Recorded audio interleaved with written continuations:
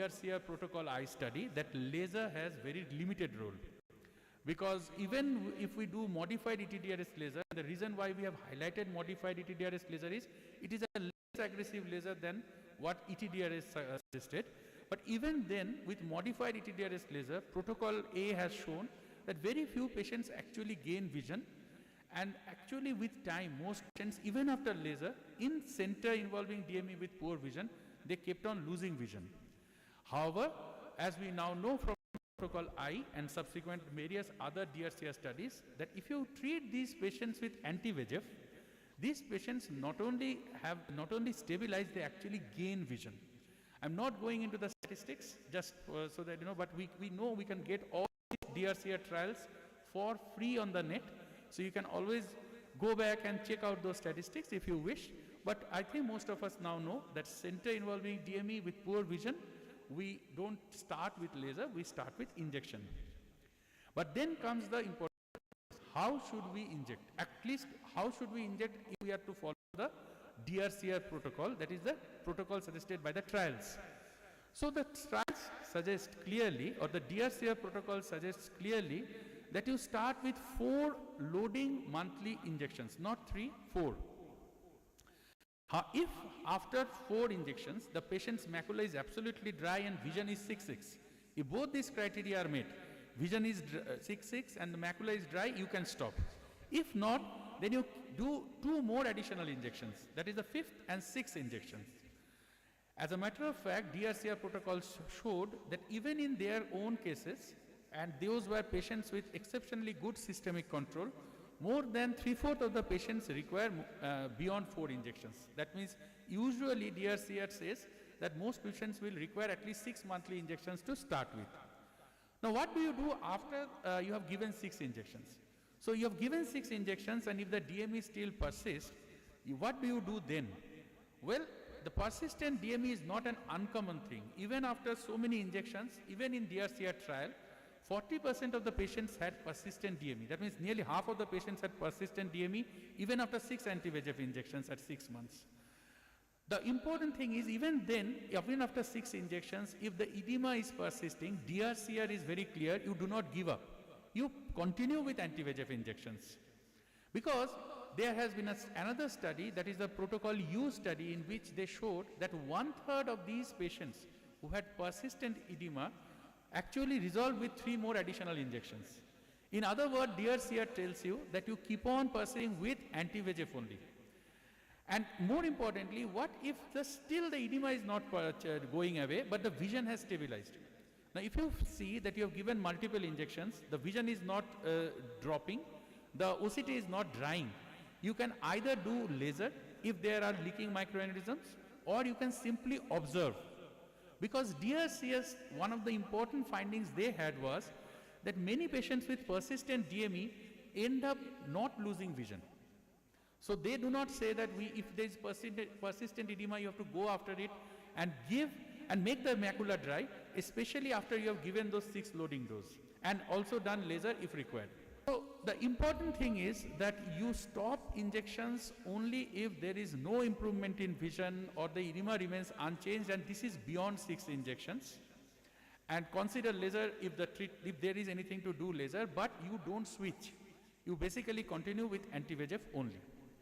So if I do like this, if I treat all my DME patients tomorrow from tomorrow like DRCR says, how many injections will my patients in general require? So over 2 years, your patients are expected to require 15 to 16 injections.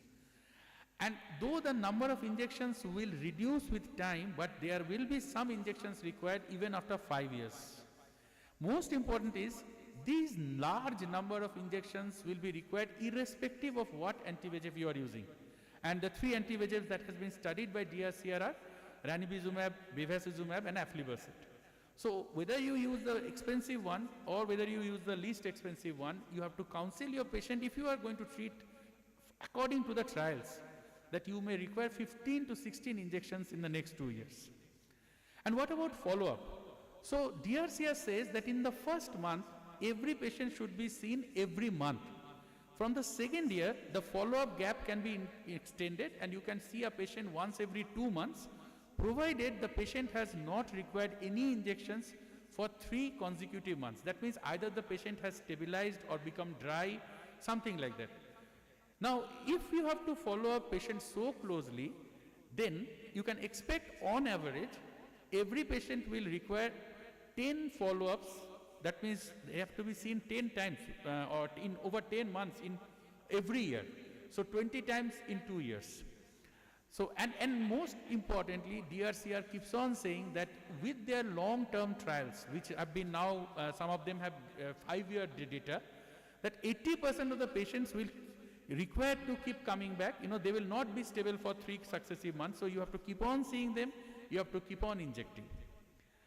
So what about steroids, you may be wondering. So DRCR has done few studies with the steroids. So the gist of those studies are simple. They say, DRCR says steroids have very limited role. So the study which was done with IVTA, so they found that if you treat a patient with IVTA alone, the result is worse than treating the patient with laser alone. So sometimes, for example, when a patient is very poor, we sometimes feel that let us just treat the patient with IVTA.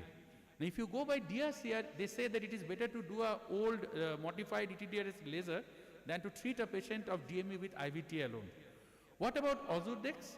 So we now have protocol U, which said that adding Ozurdex did not increase the visual outcome. Now there are some limitations to these 2 trials, but we will come to that later.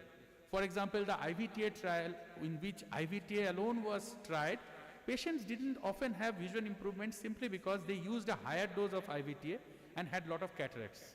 Similarly, in the protocol U, where they compared ranibizumab alone with ranibizumab plus Ozurdex, the patients who actually received Ozurdex very late. They had really chronic DME. So at the end, the study said that yes, Ozurdex has a better and stronger drying effect, but visual outcome is not better. But you can easily understand, if I treat or if I bring into the picture steroids very late, and if the edema has been persisting for long, it's no surprise that vision will not be great because photoreceptors may have already got damaged. In other words, probably you can already understand that there are some issues with DRCR protocol. So if I say that I just blindly follow trials, it may be difficult. But it is important to discuss the trials. Why? Because the guidelines that have been given to us, especially say the guidelines from Euretina, they are very clearly based on these trials only. So what do the guidelines say? The guidelines are very clear. You have to consider anti-VEGF as the first line therapy in all patients of DME, and you have to consider Ozurdex only if there is no or poor response to at least 6 injections of anti-VEGF. Now, so if we have to go by a trial, a patient, what can they expect visually? So say there is a patient who walks in and says, fine doctor, I will go by DRCR, I will take 6 injections if required. If required, I will go beyond also. So what can I expect in return? So the DRCR trial visual outcomes are very promising. At 1 year, a patient can expect 8 to 12 letters, that means almost 2 ETDRS line of vision improvement. And 1 in every 10 cases, 1 in every 2 cases, that means 50% of the patients will actually have more than 10 letters gain, that is again more than 2 ETDRS line of gain. And most importantly, if you can actually treat patients so aggressively, at 2 years improvements will be maintained. So not only will the patients gain, 50%, 1 in every 2 patients gain significant vision, but they will be able to maintain vision, provided you can give so many follow-ups, do so many follow-ups and give so many injections. But is it really happening in the real world? And that is where the second part of the presentation comes. So we have now seen the trials, which we can all go down, download, read easily. But what is happening in the real world? So in real world, there are some challenges in implementing these studies or the trial-like protocol in the clinics. So in real world, we are seeing that the outcomes are not really like RCTs or DRCR trials. So in real world, the analysis shows that at 1 year, at best, a patient can expect 1 ETDRS line gain, not 2. 1 in 4 patients instead of 1 in half, that means only a quarter of them actually gain 2 or more ETDRS line. And most importantly, for majority of patients, the initial visual gains are not maintained at 2 years. But then why is it so? So the fact is that in the real world, anti-VEGFs tend to underperform. The reason is the requirement of frequent re-injections, which is very difficult to implement in the real world. So the more injections basically means poorer compliance, and this is a very important issue with diabetics who invariably have various other issues, not just retinopathy. So typically in the real world, required 7 to 8 injections in year 1, patients get only 4 to 5 injections. That means patients are undertreated. Either they don't come back for injections, or the doctors themselves hesitate to suggest so many injections. Compliance is a big challenge in diabetic patients, and typically after the initial so-called loading phase, once there is some stabilization of vision, the patient stops coming. They don't follow up so frequently. So this dropping out in the maintenance phase is a big problem, and this is seen almost in a quarter of patients of diabetic, or quarter of diabetic patients. And probably this data is from the West. In India, probably this is even going to be higher. Now, people who typically drop out are the ones who did not perceive any change in vision, or the ones who initially have a lot of gain in vision and feel they have been cured, or people who have economic problem, or people who live far away from the centers. Dropping out has the dangers of its own, because once a patient drops out, you really can't follow, you are not following them up as strictly as required by the trials. You are not injecting them as often as is required by the trials. And this can lead to various dangerous other problems like recurrence of DME, progression of the diabetic retinopathy to TRD, and even some patients ending up with NVG. Like while coming only today, we were discussing with my friends who came along with me that this is a big problem in our society right now in Siliguri, and I'm sure might be in Assam also, that there are a lot of OCTs which have been sold. A lot of people are giving intravitreal injections, but very few are actually doing angiographies. Very few are looking for the background diabetic retinopathy. So once you give an anti-VEGF, the background DR also goes down. But then the patient stops coming, and once the anti-VEGF suppression is gone, there is a rebound increase in VEGF. At that stage, actually the DR can rapidly progress to PDR. And therefore it's not unusual to see a patient who has never been lasered, never underwent angiography, never diagnosed as PDR, who got 2-3 injections 1 year ago, but now presenting with vitreous hemorrhage. So this is a very real threat which is happening.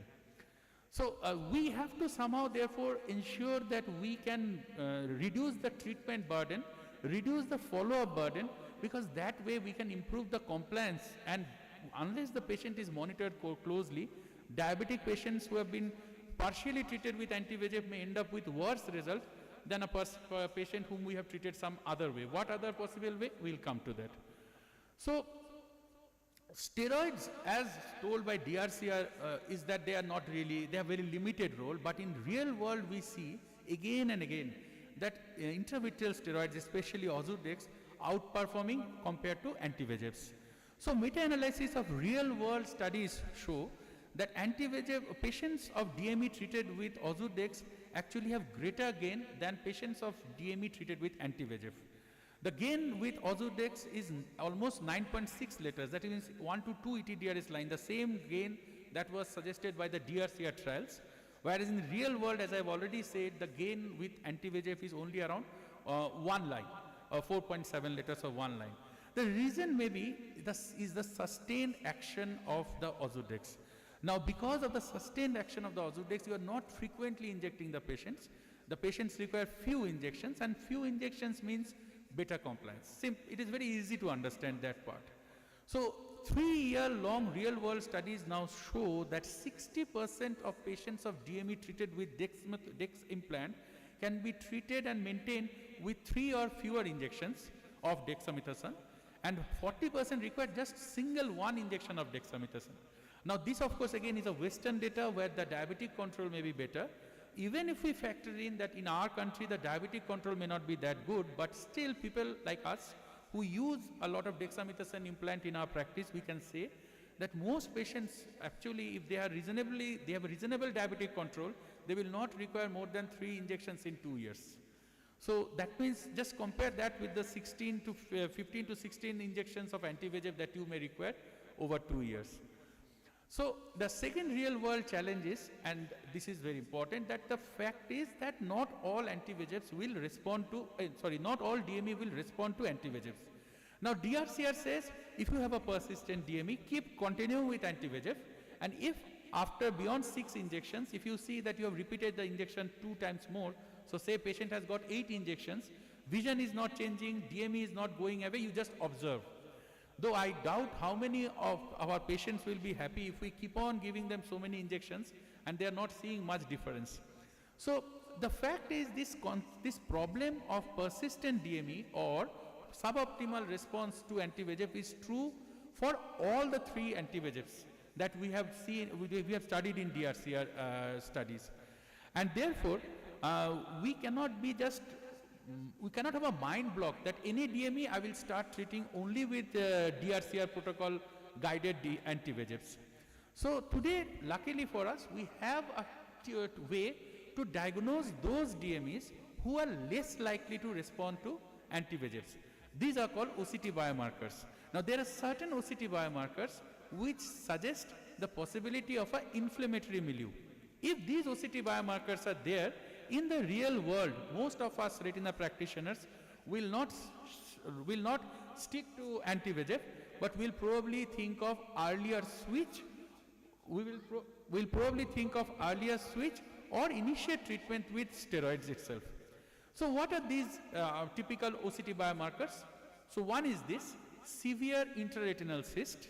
So if there is a severe intraretinal cyst, it's a sign of a breakdown of inner blood retinal barrier, and these patients actually tend to do better with intravitreal steroids, especially Ozurdex. Now actually patients with severe intraretinal cysts keep on recurring frequently, whether you treat with anti-VEGF or steroids, but because Ozurdex sustained action, these patients, if they are treated with Ozurdex, they will require fewer injections. The second is presence of serous detachment. Now this has been now considered, this is now considered by most scientists as almost pathognomic of an inflammatory milieu. So that if you get a patient with a significant serous retinal detachment, it will be not wrong to start treatment with steroids itself, because these patients also tend to respond better with steroids, especially Ozurdex, than anti-VEGF. So third is hyperreflective dots. Now these hyperreflective dots are actually small hyperreflective dots you can see here, which do not have backscattering. For example, this will be, you can see beyond the circle there is a clump of hard exudates. They have a back shadowing. Hyperreflective dots are typically suggestive of inflammation and they do not have that backscattering. If you have a patient with lot of hyperreflective foci, it again makes sense to start the treatment with a steroid rather than an anti-VEGF. So these 3 biomarkers, severe intraretinal cyst, subfoveal neuroretinal detachment, presence of hyperreflective foci, will make me go away from the DRCR protocol, and instead of starting treatment with anti-VEGF, I may even initiate treatment with a intravitreal steroids. The third real-world challenge in sticking to DRCR trial is that in the DRCR trial there were few phenotypes of DME that were not included, which we face in our practice very often. For example, DME with hard exudates. These were excluded from all DRCR trials, and therefore if you have a patient, and we often have these patients, who has DME with hard exudates, you really cannot go by the DRCR trial protocol. You have to think of your own protocol. Now, we know that presence of hard exudates leads to a poorer visual prognosis, and it has been now seen in multiple studies that with anti-VEGF as well as steroids, eventually the hard exudates resolve. But with intravitreal steroids, the hard exudates resolve faster. So again, when it comes to DME with hard exudates, many of us prefer an intravitreal steroid over an intravitreal anti-VEGF. And this response to steroids is irrespective of the patient's lipid profile or HbA1c levels. Therefore, if you have a patient with DME and hard exudates, remember you can't really be implementing DRCR trial protocols simply because they were not included in that trial. And you will be not wrong to consider some other trial, some other protocol of yours. For example, in my practice, I prefer giving these patients steroids earlier than anti-VEGF. So I'll just end with few examples which will show how I, in my practice, often differ from the trials. So for example, this patient, a 54-year-old male, type 2 diabetic, having complaining of diminution of vision in right eye since 3 months. So we do an angiography and OCT, you can clearly see that there is a center involving DME. So we give 3 loading dose of anti-VEGF, in this case ranibizumab. But you can see 4 months later the DME is persisting. You may even think that it has basically it seems to have worsened a bit. Now if I go by the DRCR trial, as I have already said, I shouldn't stop. I should persist with 3 more injections of anti-VEGF, the same ranibizumab at least. That means go up to at least 6 injections before considering anything else. But as I said, in clinical practice, most vitreoretina specialists, usually if they do not find adequate response after 3 anti-VEGF, we switch. And instead of switching between anti-VEGFs, because sometimes patients are, they are restless, so instead of switching from say ranibizumab to aflibercept, many of us, we are forced to switch from anti-VEGF to steroids. So switching, this kind of early switch after 3 anti-VEGF injections is actually not what DRCR suggests, it is what we do in the real world. So in this patient, I switched this patient to a steroid, and you can see how beautifully the drying effect of the intravitreal steroids. And after 2 months, patient has gained vision, as well as you can see on the macular map that the macula has dried out beautifully. Now here is another case. This patient underwent cataract surgery 7 months ago and complaining of diminution of vision since 3 months. So probably this is not only DME, and this is DME because there is no hot disc.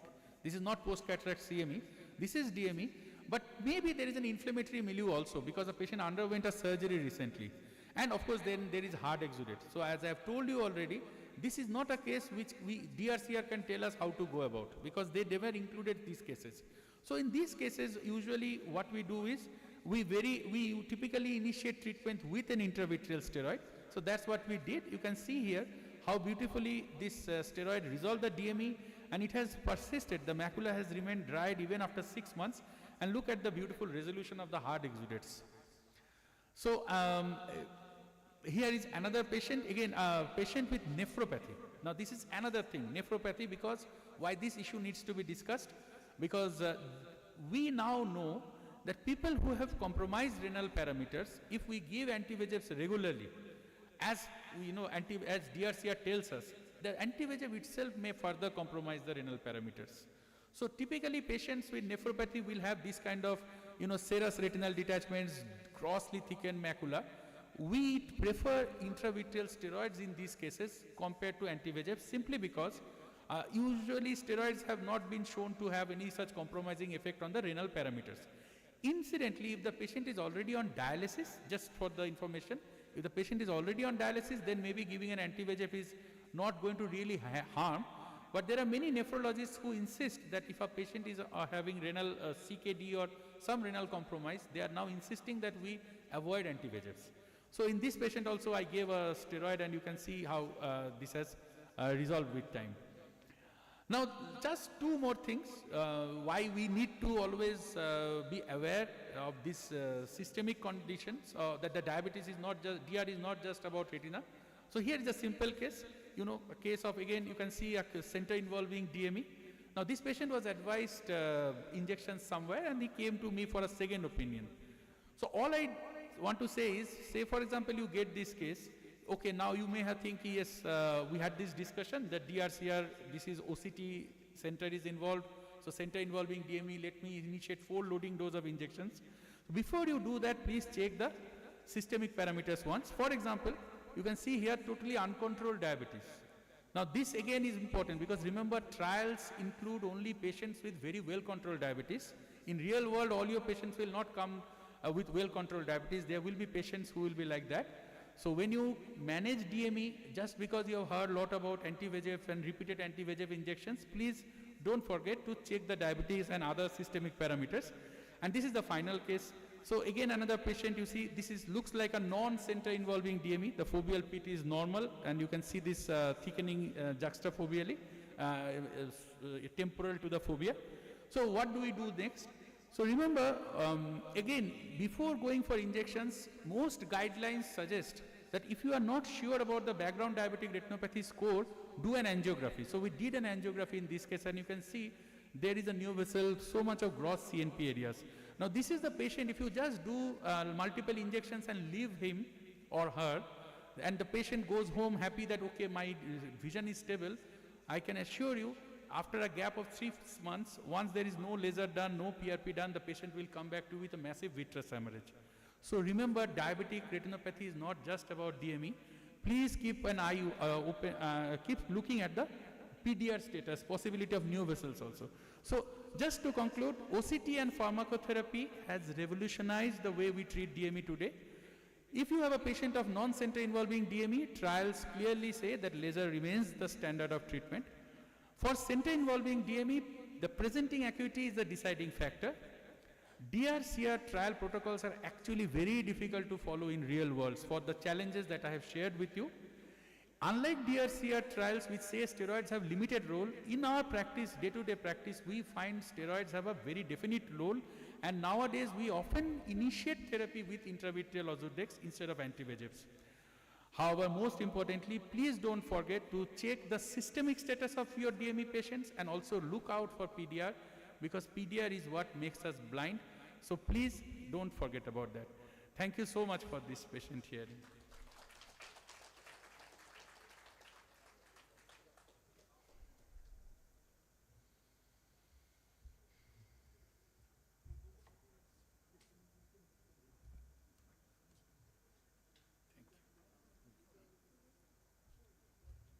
Hello. Thank you so much. So it is a very elaborative talk on the real world and the studies, DMA trials, and we are really benefited with it. And to all the ophthalmologists under trainee, fellows, PG students, and whoever is interested to interact with Dr. Somnath on any of the retina topics, we are having a close interactive session with him. We have given a special slot because he has come here, and I don't know what he has in his mind, but I insist all the PG students, if you have any queries and all, you can have a close discussion. And thank you so much. But now we are going to have a very big moment for all of us, because we are going to have an inauguration of a new version of our journal. We have named it Journal of Ophthalmic Research and Practice, JORP, and there will be inauguration of the website also, the new website, the website of the journal also, and many more, which is going to come at this moment. And I give my mic to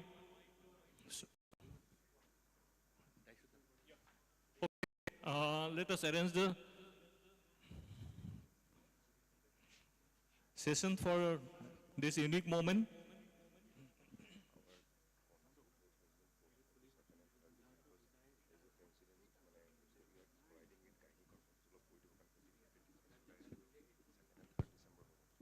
Hal. Second and third December.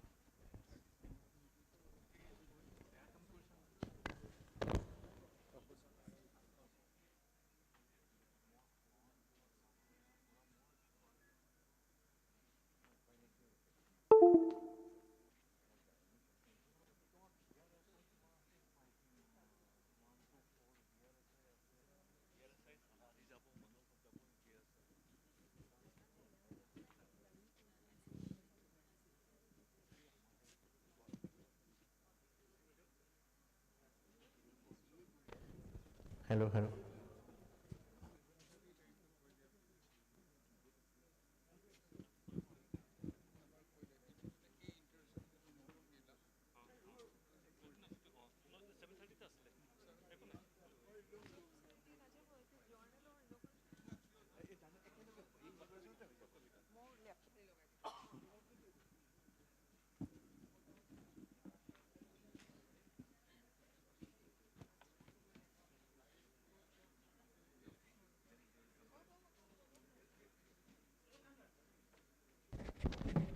যেটা quantity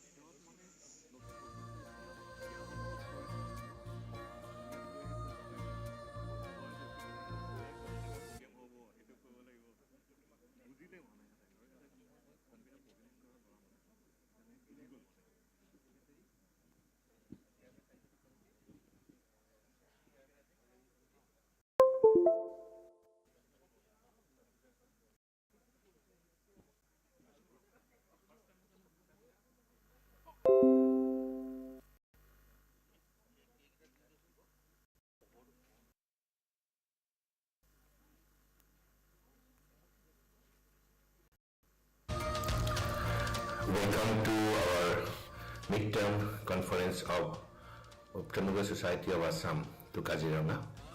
It will be a midterm meet after COVID, first midterm meet after COVID. Hi colleagues, I welcome you to the midterm conference of OSA on the 17th and 18th.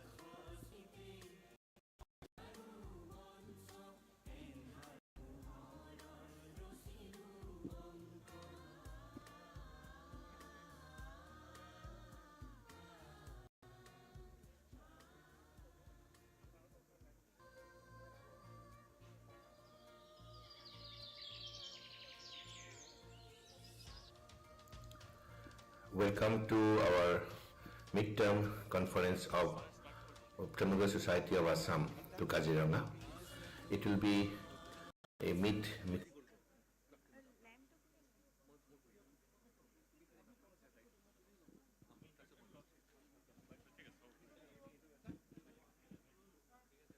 Good evening, everyone. On behalf of the local organizing committee, Midterm Conference Kaziranga, I welcome you all to the inaugural function of our very own journal and the website of OSA. So may I first request the President of OSA, Dr. Shubhra Kinkar Goswami sir, to please come on the dais and take his seat.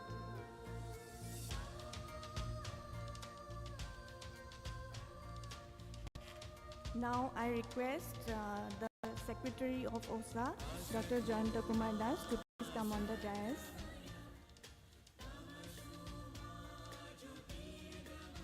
Next, I request Dr. Abhijit Hendik sir, the Chairman Scientific Committee OSA, to please come up on the dais.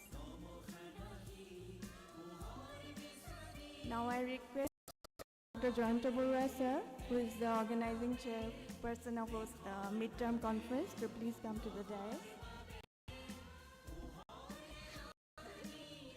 Okay. Now I'll take my own seat on the dais. Thank you.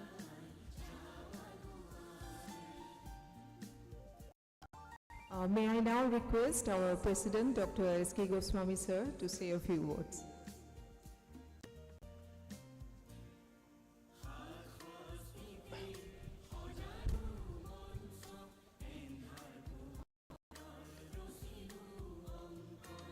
Welcome all of you to this August gathering. This is first midterm meet after COVID. Before we start, I request our all torchbearers, mentors, Dr. Harsapatra sir, Dr. C.K. Burra sir, Dr. Dhar sir, Dr. Chaudhary sir, to come to the dais and light the candle. Hussain sir, Hussain sir, please come. Prathamote sir, Hussain sir.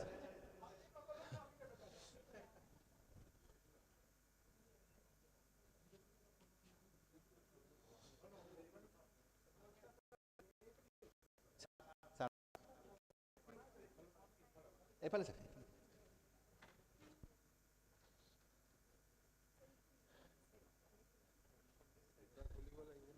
নালাগে sir they are all torch bearers they are leading us from the front always the youngest ophthalmologist youngest sir youngest ophthalmologist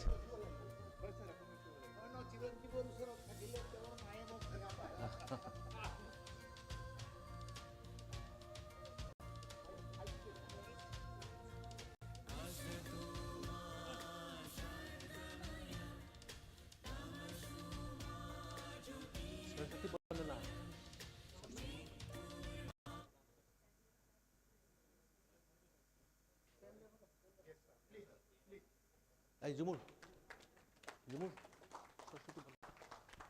Saraswati বলো না হ'ব sir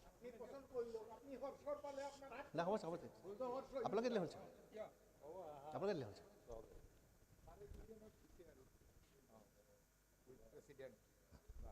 sir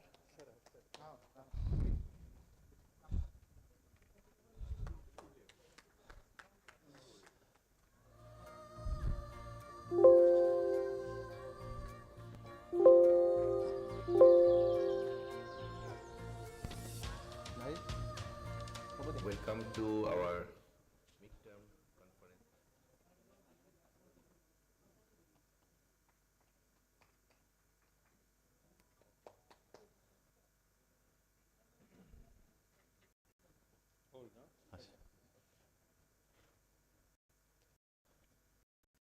Thank you, sir. Thanks, all of you. So, in this midterm meet, particularly the inaugural meeting, we don't have much to say. But before that, before we start our deliberation, we want to congratulate Dr. Kasturi Bhattacharya, who has represented us as member ARC. We had a long dream, 70 years of dream being fulfilled, and all India Ophthalmological Society, all the respected members, they have selected Dr. Bhattacharya to represent Eastern region to this August gathering. Kasturi, congratulations. So we have other important points to releasing our most awaited journal and releasing our website, newly created website. I request, before that, I request our secretary to speak few words. Members, this is with the blessing of all seniors, etc. We are doing very, we are received a lot today. For the first time in the meet, more than 140 delegates and all hallfuls everywhere. And there's a two landmark victory in this midterm. One is that we are going for a journal with number indexed. We are going for a indexing for, and that our, now we are going for a vibrant website from, and that we thought, we assumed that there may be 120 maximum, but today already 140, I think is already crossed the delegates. That's very big. We are also in our, so many works are going on, and this time we decided, our executive committee will work from behind, that all speakers, everything should be a new, young, only few are for judge, etc. So we want to dedicate our society today in the hand of the youngster. That is our dream, that the president's dream. So we are working on that ground, and our young, the force are doing very good. Of course, I want to say one point, there is a gap, little bit of gap. So we want to fill up all those gaps by your young people. So please come forwards, and today is one of the historic day, one, of course, because our one of dynamic editor, Dr. Hoymant is doing lots of work, Rajiv is doing, and we are also planning for a few work for with Dr. Deuri Nilotparna. This time in our audio facilities already we are planned with our scientific committee that it is in live in YouTube, and everything will be in now in our website, everything. So we are trying to, like in our AIS platform, but we are still far, far behind. We will try. Your blessings is very much required. Thank you very much.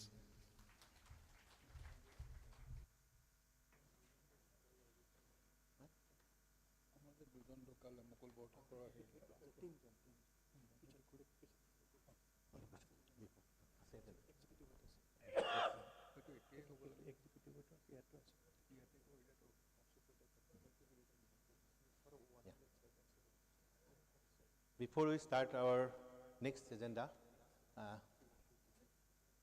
we have a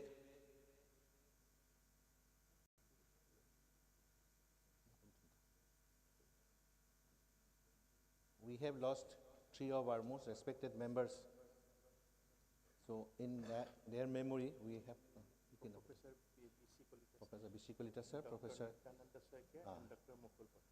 Professor B.C. Kolita sir, Dr. Nityananda Soikia, and Dr. Mukul Borthakur. We lost them within these few months. So I request all of you kindly to sit, kindly to stand and pray for their peaceful life. 1 minute silence.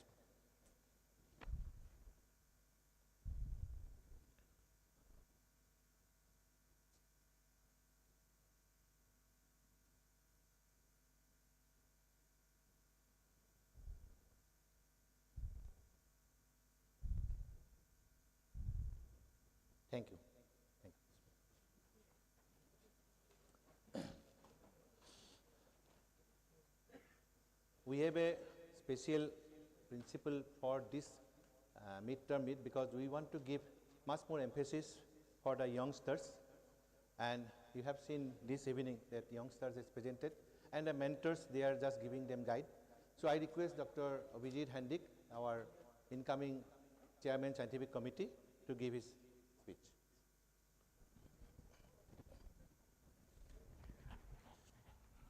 Good evening, everyone. This is really a very special moment for all of us, seeing such a big gathering in a midterm. I believe it has never happened before. And I really thank you all for coming in such a big force and encouraging and having a conglomerations of ophthalmologists from Northeast Ophthalmological Society of Assam. So, as a scientific committee chairman, I try to get input from each and every persons whom I normally talk with, that how to conduct and how to formulate this meeting. And as Subrata said, we are giving much emphasis on the youngsters. The seniors remain as a mentor from behind. And we have really dragged some of the ophthalmologists who for a long time are doing wonderful works, but I don't know for what reason they remain hidden in the crowd. So we are trying to pull them up and show them that what they are doing actually. The thing is that some people are there who don't want to blow their own trumpets, so I'm blowing for them. So anyway, thank you all. This is what I wanted to say, and probably we'll be doing it in a much bigger and more innovative way in upcoming annual conference in Silchar. Thank you all.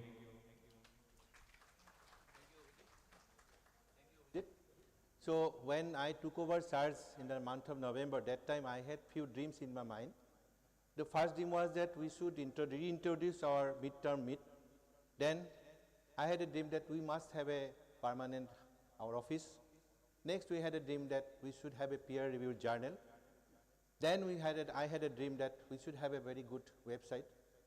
The first dream has come out that we restarted our midterm meet. And that midterm meet is practically only possible because of these two people, Dr. Jayanta Barua, President Organizing Committee, and the Secretary Jumur, the most dynamic Jumur Suri. So I request Dr. Jayanta Barua to speak few words.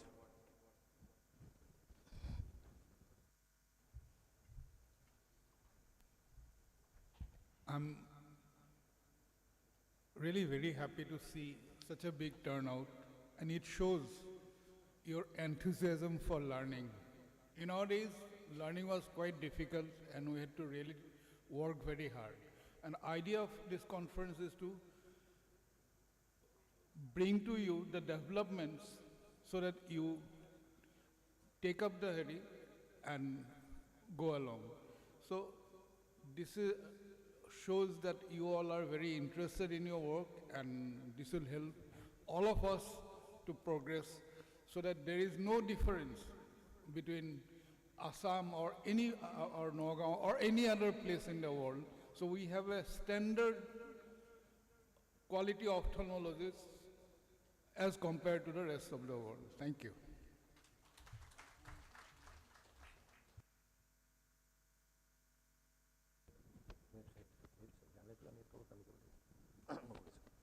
Next, we have inauguration of our newly constructed website.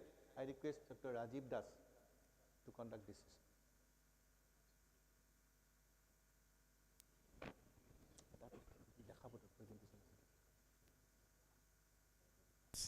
Thank you very much on this August podium. So there are a few things: journal, the social media. If you want to vibrate yourself, if you want to focus yourself, then you should have a dynamic platform.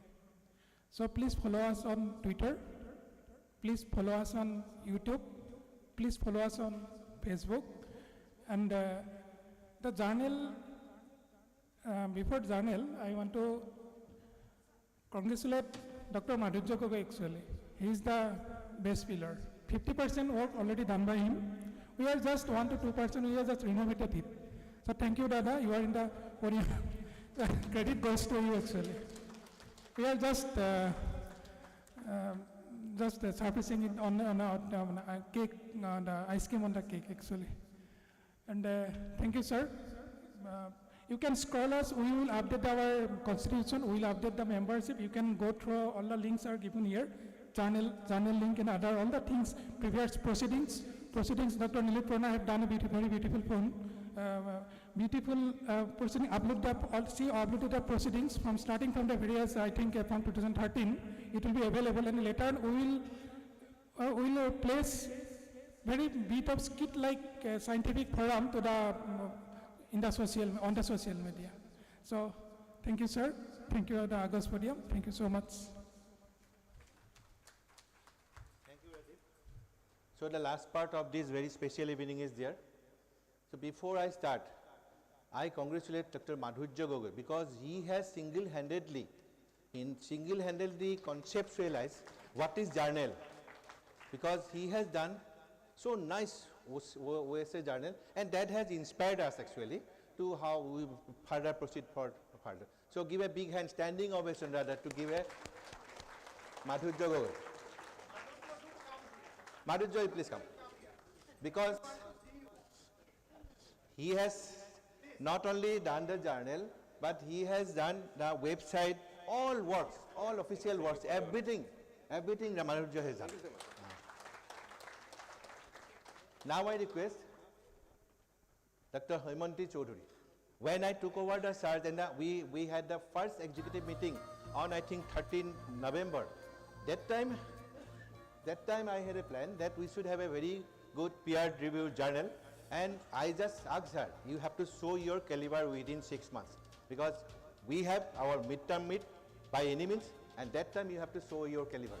Then she has taken over the search nicely, and you will see, today we'll hand over the journal to you. You'll see it is really world class. Huh?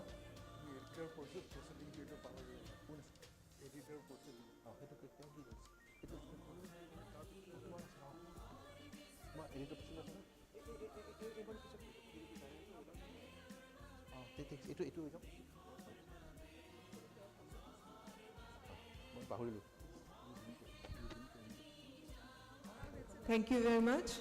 A hearty good evening to each one of you present here. I will be taking you through the journey of this newly launched journal, which is just about to launch now. JORP, the reincarnation of JOSA, that is the Journal of Ophthalmological Society of Assam. So before I say anything about this present journal, I'd like to mention about the pathfinders who had first started the ophthalmic literature journey, and that is Dr. Satyen Deka, who first took out the OSA newsletter from 2009 to 2015 biannually, and it was actually Dr. Satyen Deka who first took out the OSA journal in October 2015.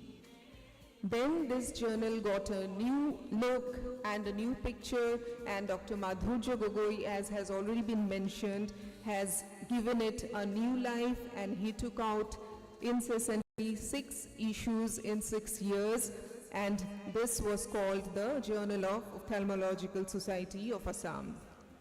When I was given the charge of editor journal OSA on 13th of November, the first thing I did was talk to Dr. Santosh Munawar, who was the then editor IJO. He gave me 2 suggestions. First is you get a publisher, and next is you get in touch with Kerala Journal of Ophthalmology editor. So I did just that. I contacted Dr. Smita Narayanan. She suggested Medno or Walter Kluwer's publisher, who are also the publisher of Indian Journal of Ophthalmology. So then my communication started with publisher 1. It continued for some time. They showed me their work, and meanwhile they also did a new journal feasibility evaluation. We also started talking with another publisher, which is the Scientific Scholar, and that communication also continued.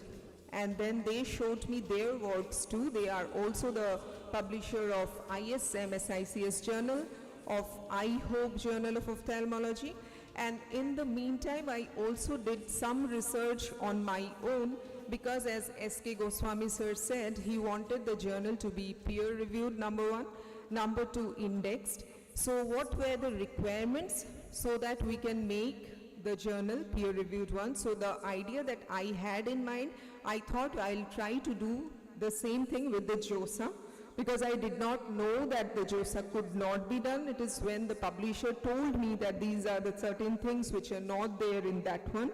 So one requirement is you need to have a open, available, publicly available peer review process, number 1. You need to have at least 25 peer-reviewed articles. The journal must have a registered ISSN, and other than that, of course, titles matter. As you can see here, if a journal has a name of a region, it is more regionally focused, so you need to have a name which has a global approach. Moving on, I shared the link of our present journal with both the publishers, because I wanted them to back issue indexing is also one thing. I wanted them to do the back issue indexing.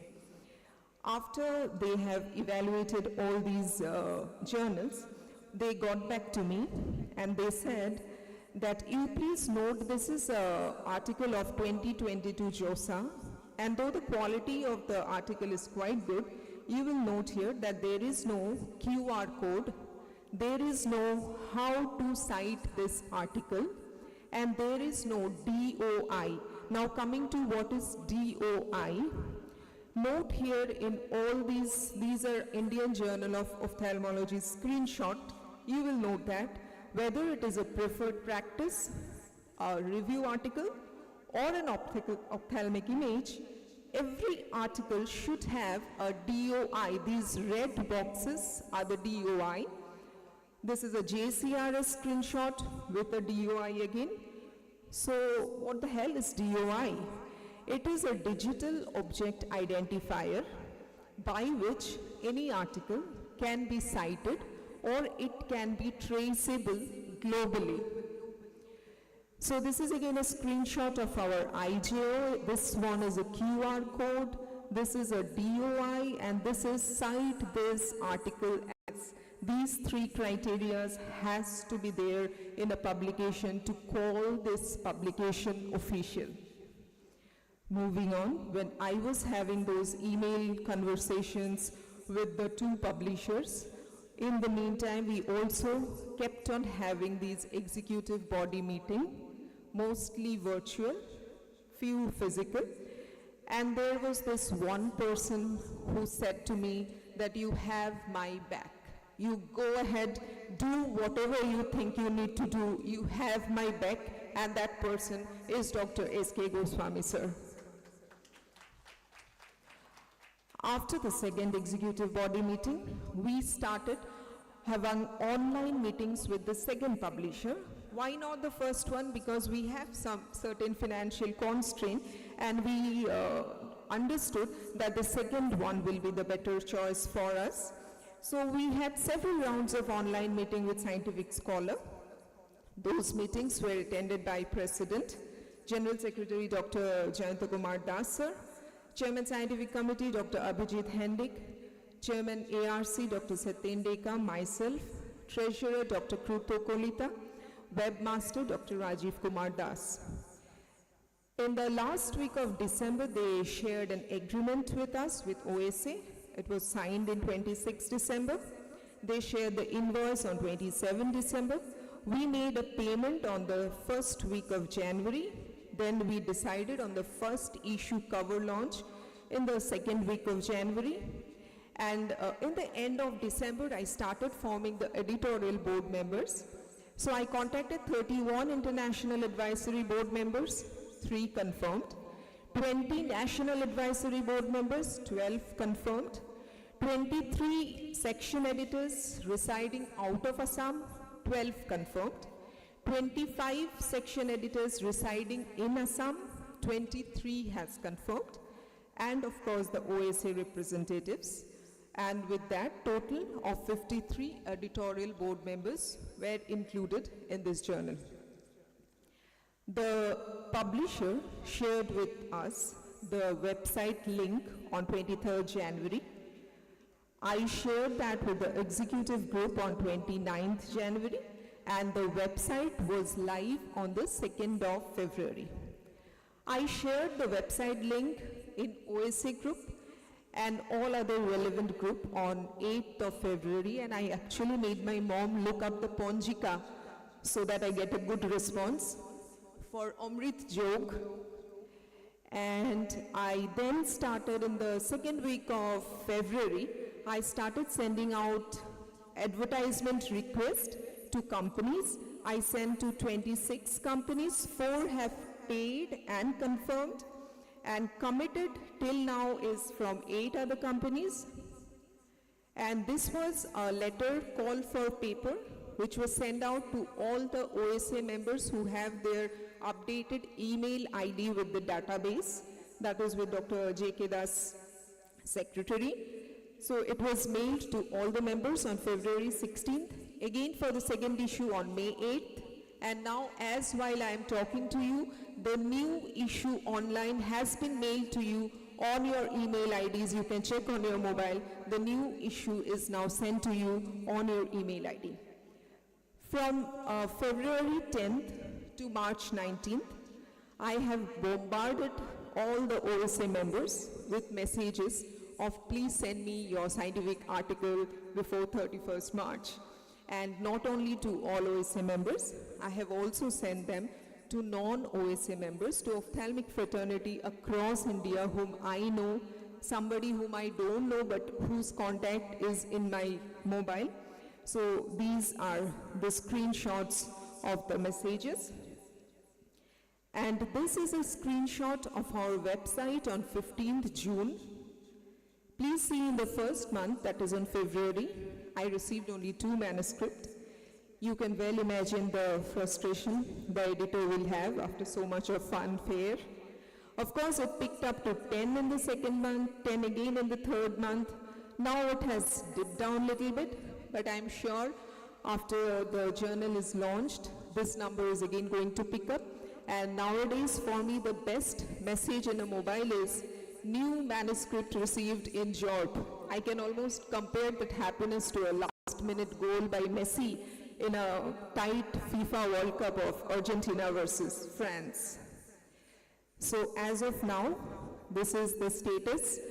In production, we have 17 4 has been rejected, 3 has been withdrawn, and here I have to give a special mention to Dr. Jyoti Bhuya Baido, who was the HOD of GMCH at that time, and even I kept on pestering her, please tell your PGs to send me manuscript, and in fact I received the highest number of manuscript from GMCH, RIO, 1 each from Jorhat, thank you Gautam Pal sir, 1 each from Assam Medical College, thank you Tapan Gogoi sir, of course from Sri Shankardev Netralaya, thank you KB ma'am and Bhattu sir, and of course not only from institutions, also from some ophthalmologists who are not in institutions.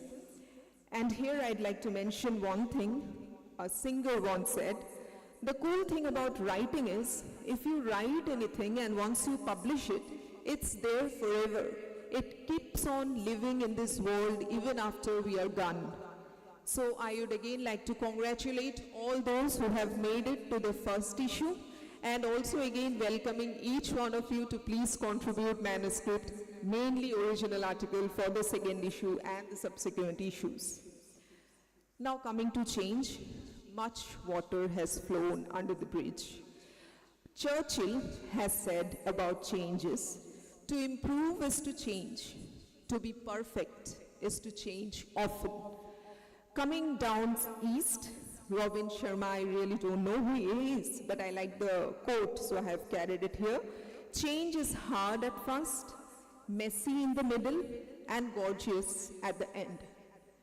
And as for me, I have always believed, and I still do, that karmanye vadhikaraste ma phaleshu kadachana ma karma phale heturbhum mate sangostvam karmani. Thank you very much.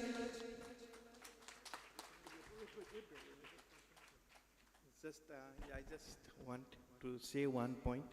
So it was our dream earlier. It was only dream. Now today is the reality, and this is the reality, and with that say index zinal. Without index, nothing. So the dreams comes true for us. That OSA is a big day for us. Now I request our Atikul Hussain sir and our President sir to Bhatta sir and C.K. Bora sir and all our past presidents, please come and join together. I request all our past presidents to please come on the stage for the unveiling of the first issue of Journal of Ophthalmic Research and Practice. Sir.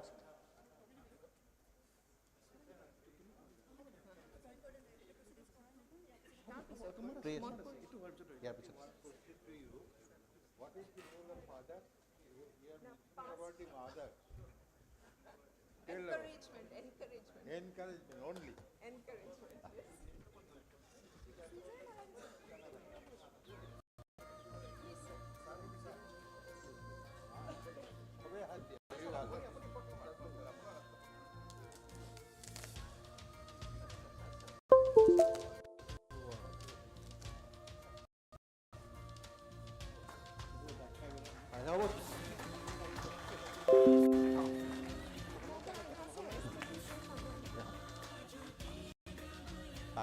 You should hold one.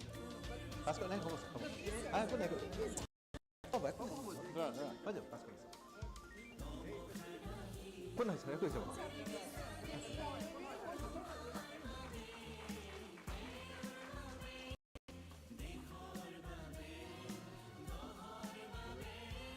All the members, you will get a copy of each. We have some problem because kindly we have a counter there. There from there you can collect and sign. Yeah, I also want to just say, as sir was telling, though we Excel sheet there along with the journal, while you are taking it, please sign it on the Excel sheet so that next the one I will post it via post. Thank you. Now I request our editor proceeding to open her. Please come.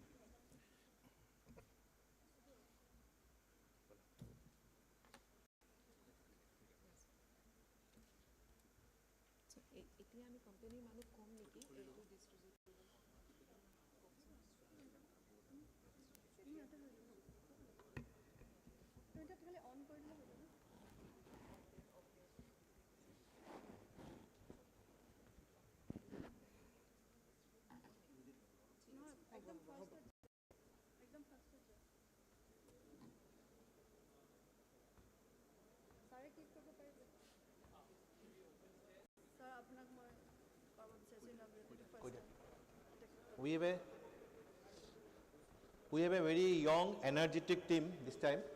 So, as you have seen, Dr. Rajiv has relaunched our website.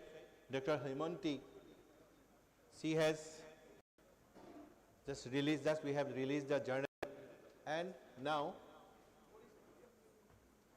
Nilut, we have interested as editor proceeding.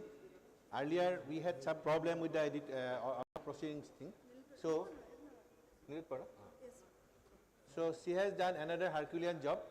So this editor proceeding, now she is going to release the editor proceeding, the works of the editor proceeding. Good evening, everyone. At the very outset, I would like to thank each and every one of you for coming in here. My sincere regards and my respect to Subhakinkar Goswami sir for entrusting me with this work, and he has helped immensely to collect the proceedings of all the previous AIOS. I'm in the process of collecting most of them. I have got in my hand a few. In this regard, I would also like to thank Madhurya Gogoi Dada for his help, and also JKD sir for helping me for collection of this proceedings. So we did not have editor proceedings previously as a segment, separate segment. So what we are trying to do is that we are trying to create a new segment as editor proceedings in the academic resources. So for this, I would like to acknowledge my gratitude to Dr. Chakraborty sir, Orup Chakraborty sir, for helping me with the entire making of the editor proceedings things. So now I would request Subhakinkar sir to kindly open it up. It is a digital platform, so I feel that sir would be the best person to promote this. So kindly go So to from now onward,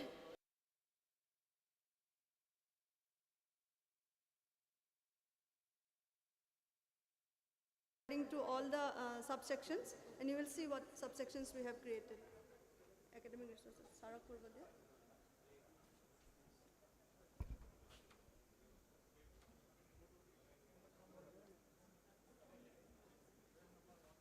So, apne academic resources se jao.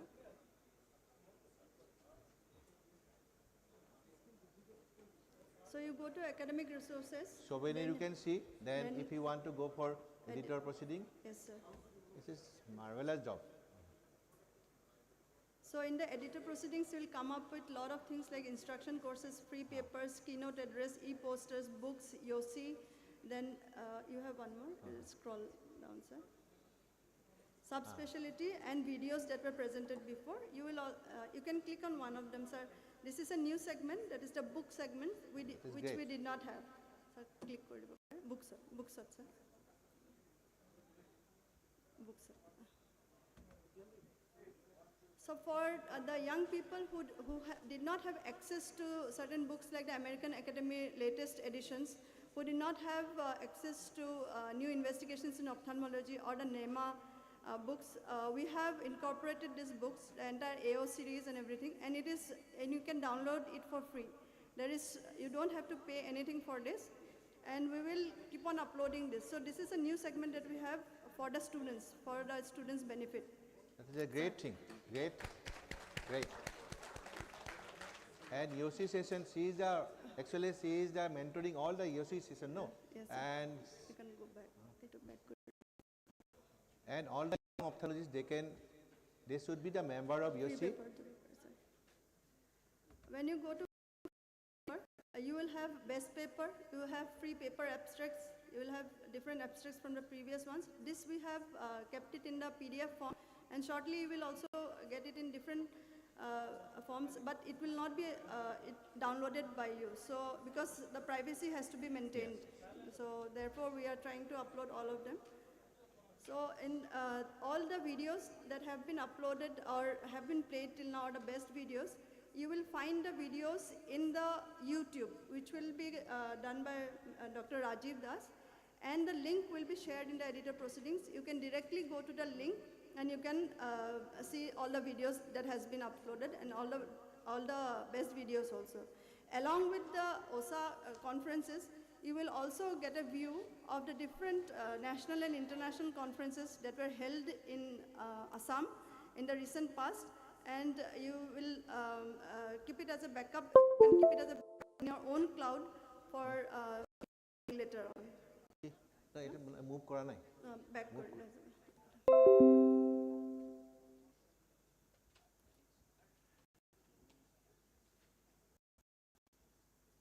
So, subspecialty. Everything will be here. So I request all of you proficient in Facebook and WhatsApp from today onward. Spare your valuable time, at least half an hour, from Facebook and WhatsApp, and spend here only. Our own website, our own, everything is there. And another thing. No, the Twitter, Facebook, and the YouTube link has been already given here. You just have to click. It's on the click of a button for you now. Thank you. So another thing, publishing a journal not that difficult, I feel. If you collect the articles or free papers from different sources, different parts of the country, we can publish a journal. But thing is that, see, you have seen I am not hiring my microphone from there because of some medical issues. I am using my own. I am proud of that. But we all should be proud of that, that we should have our own journal. Own journal will be that you have to contribute. By any means, we should not rely on the other people. Means just to start a journal, we need to incorporate many articles from different sources. Different sources from outside Assam. But we have the potentiality. I'm sure we have the potentiality. We have great mentors, international mentors, national mentors. Many are. So they will guide. And youngsters, they should come out. They should come out. This is the identity of any society. This is the identity of any ophthalmologist, identity of any doctors. If you are very good in academics, definitely you will be everything. So I request all of you kindly to contribute to the journal. And another small request to all senior members, that publishing a journal needs a very huge amount of money. Huge amount of money.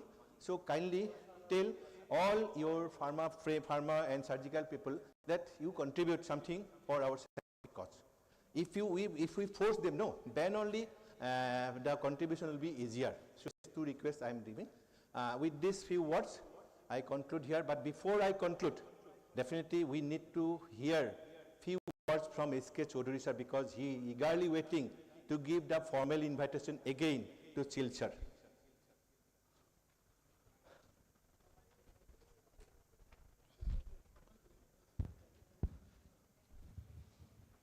Good evening, everybody. It was a wonderful evening so far. So next, our annual conference will be in Silchar. There is only one problem. We had to, at the last moment, change date by 7 days. We were helpless because obstetrics and gynae people, they are much stronger than us. And all of you know, we are comparatively weaker than obstetrics and gynae. And their conference is also on the same date, 25th and 26th. And actually, although they are stronger, probably because I am senior to almost all of them, they came personally to me and requested, sir, please, date to ontoto ek hafta pisole loi jao, because they are bringing almost 25 faculty from different part of the country. I don't know abroad. And hotel accommodation in Silchar is limited, unfortunately. So please bear with us. It is 2nd and 3rd December. We will do everything possible, I promise, including Hilsha from, Sheikh Hasina.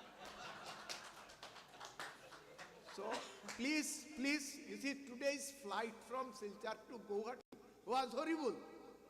I don't know, chanted Ma Durga how many times. Come. But December weather will be also good. Food will be also good.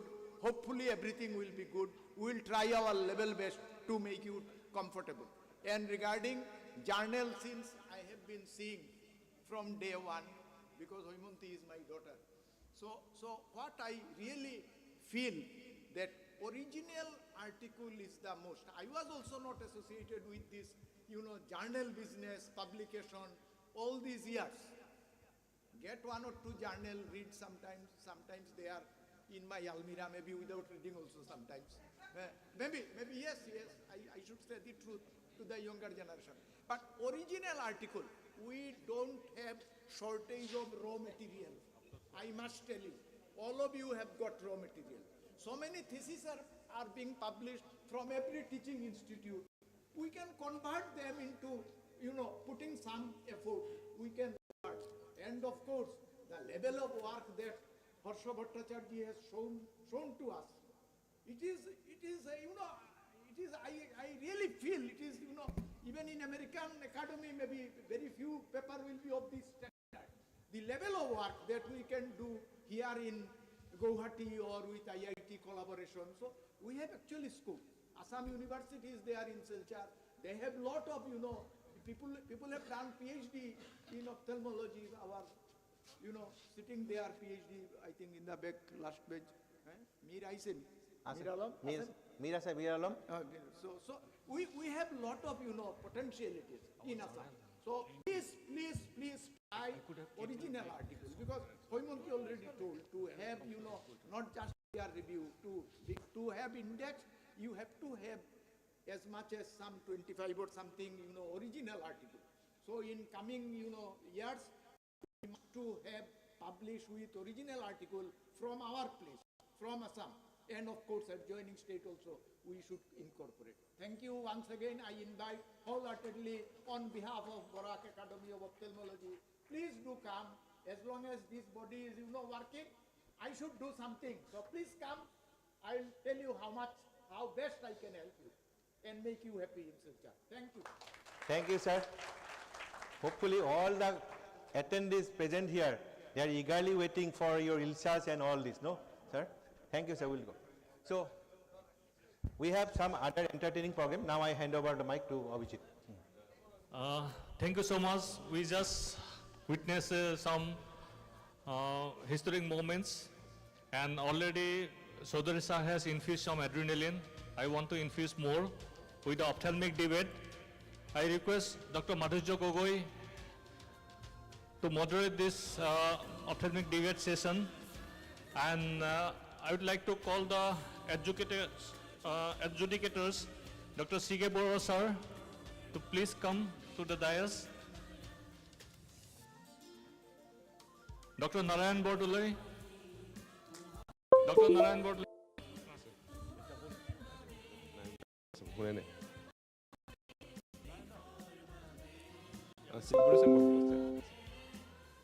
Dr. Tapan Gogoi, sir, please. Dr. Swami Bhattacharya, sir. Subhra Vaidya. And Dr. Mitali Bura Vaidya. You are here? Mitali.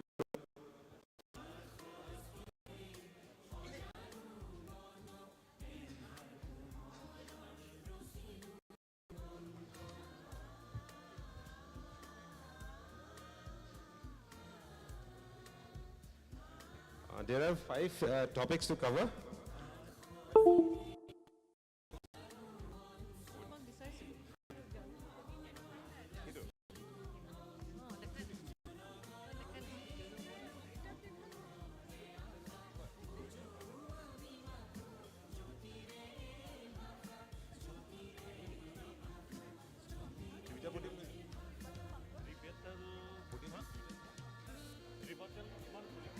We are about to start with the first, there were 5 topics to be covered.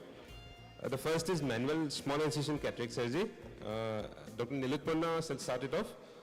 She wants to do with minimal incision. And on the other side, we'll have Dr. Nilanjan Thakur. Are you there, Nilanjan?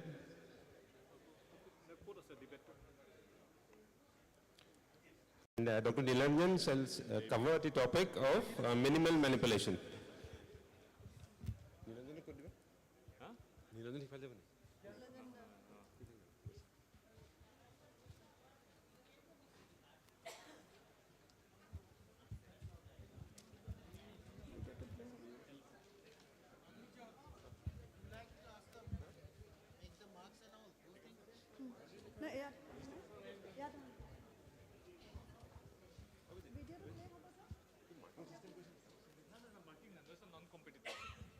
No, no. Sir, this is uncompetitive. Huh? Not competitive. Just enjoy yourself.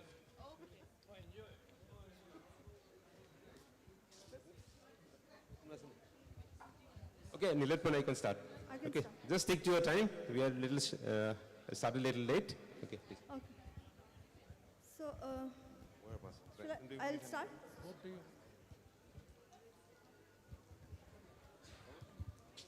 Start.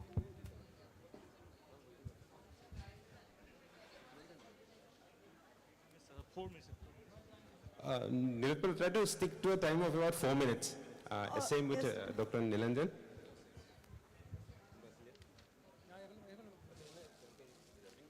I shall start.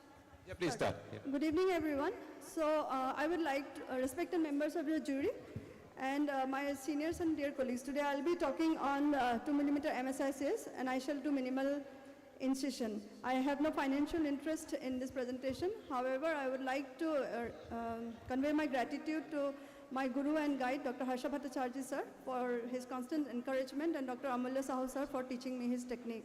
Since its first description by Blumenthal in 1992, MSICS has undergone immense modifications relating to the incision as well as to the nucleus delivery system. So for this particular surgery, you will need a few modified instruments like the multi-jet cannula, the Vectis with a 2.8 to 4 millimeter hanging edge, and a flattentive visco cannula.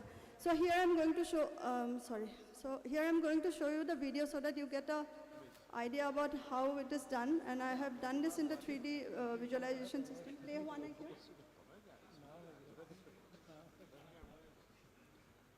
Dada, it's technical glitch. Can I borrow some time? Yeah, yeah. So as the video is about to play, so I would like to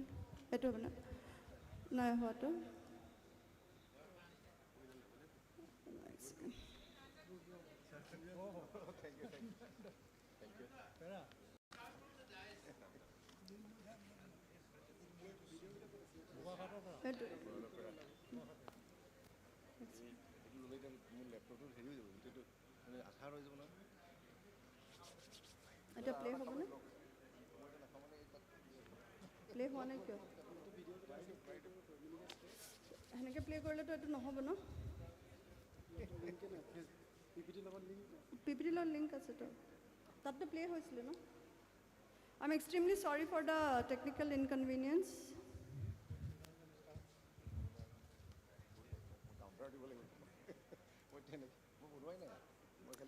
Okay. So let me just take you to the video itself. মই ইয়াতে play কৰি দিছোঁ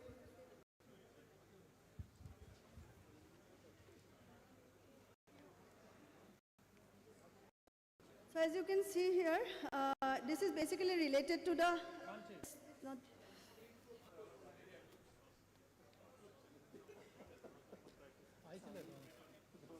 direct video to play korbo noirse mor yatha gote eta close kori disu robo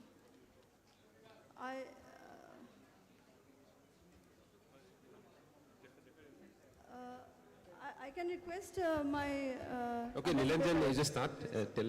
Just sort it out. Is it? Yeah, it's playing now. So, next.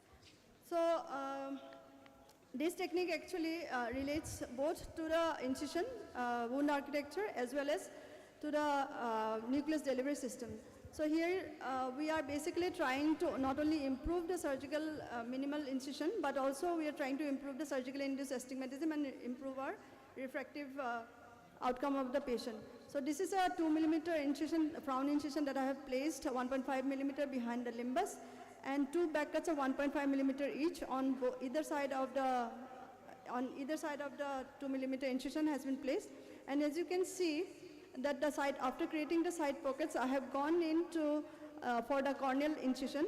When I have done a corneal entry, you will notice that I have done it with a 2.8, and to bring it a notch up higher, what we are planning here is that can we insert a PMMA IOL through this incision.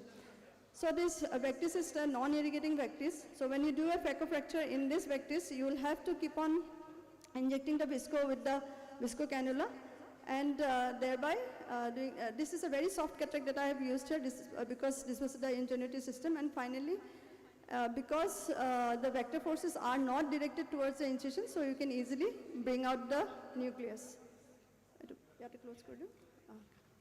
So the lens division, you can also do it in the bag. This is another soft nucleus. You can also do it in the hard nucleus. I have another video where you'll see it can be done in the hard nucleus. Here I have used a Khan's chopper, and the nucleus can be divided in the bag if you have any difficulty. So,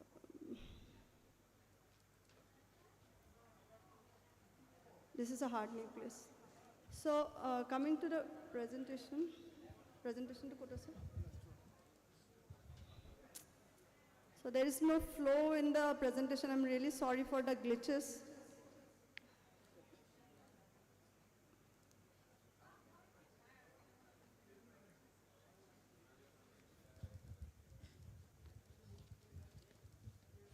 So our early post-operative astigmatism from this technique gave us a mean spherical equivalent of astigmatic error which changed marginally to 0.5 from 0.44, translating to a mean change of astigmatism of 0.1 cylinder when the axis was ignored. When I say the axis was ignored, because I am a surgeon who operates from the superior end, so I do not operate on the steep axis. So whenever I'm not operating on the steeper axis, I induce an astigmatism of 0.75. So here you can see this 0.3 has actually reduced to 0.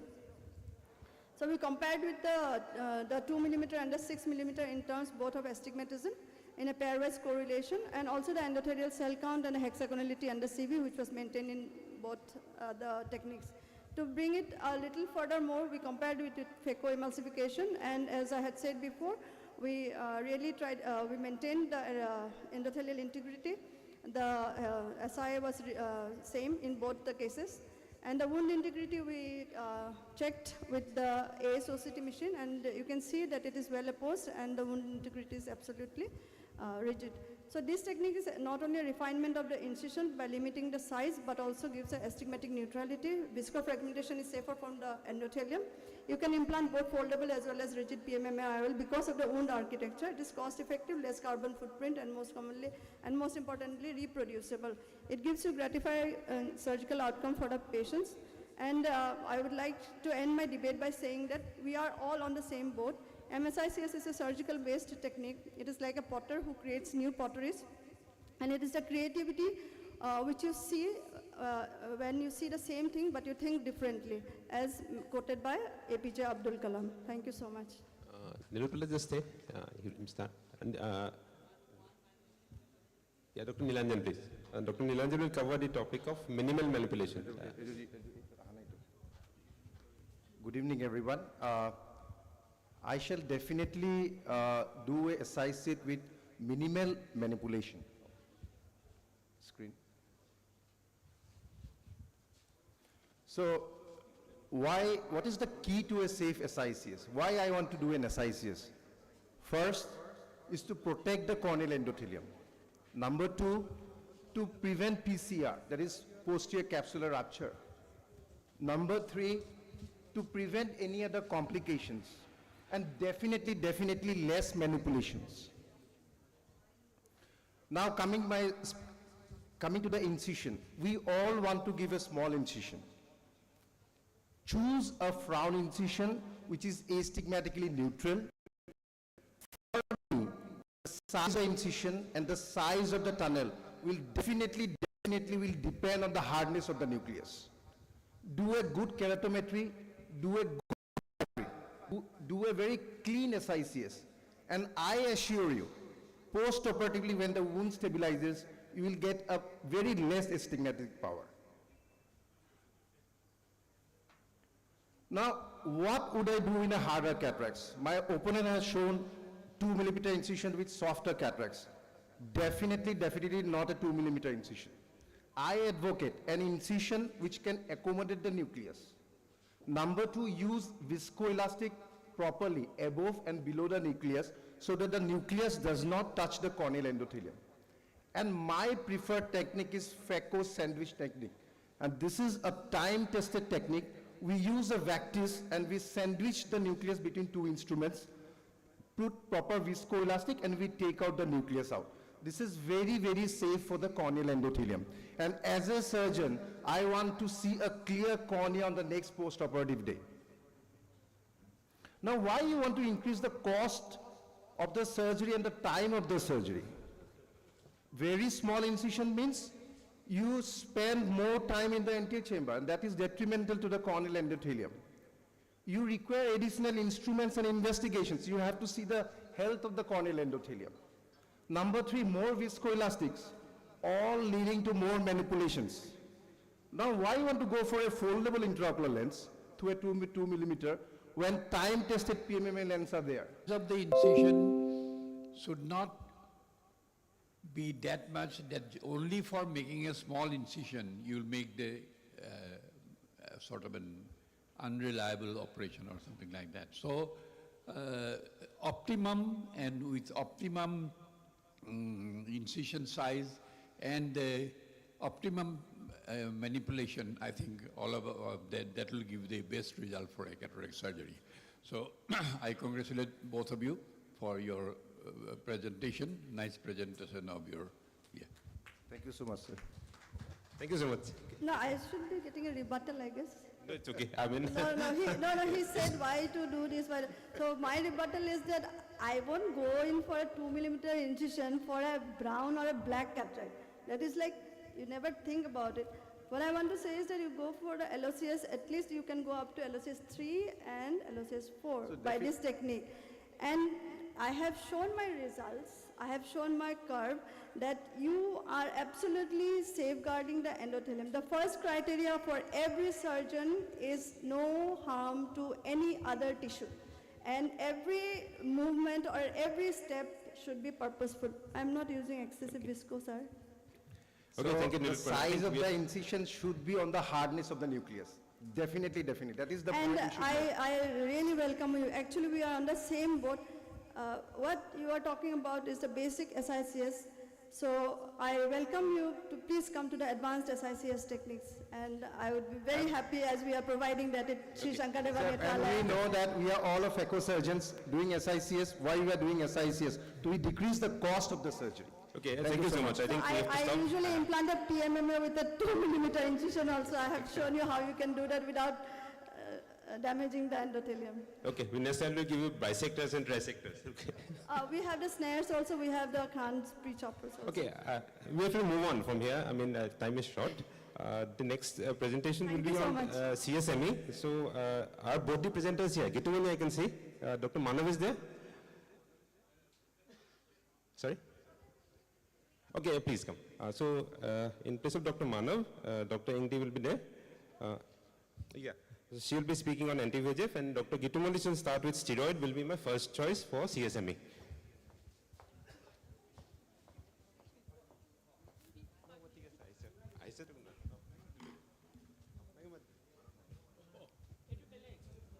CSME, second. Gitumali, you can start.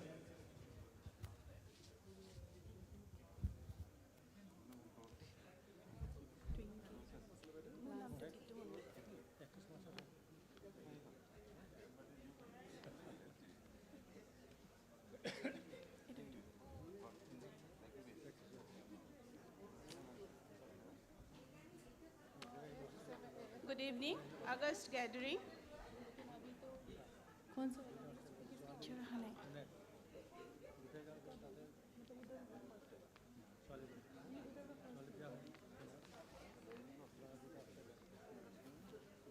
Picture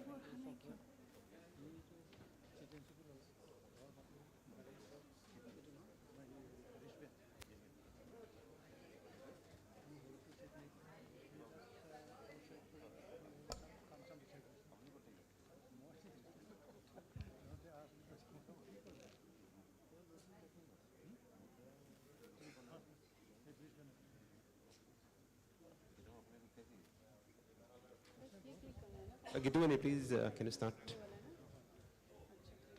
Okay, are you ready with your presentation? Yes, sir. Your presentation is ready?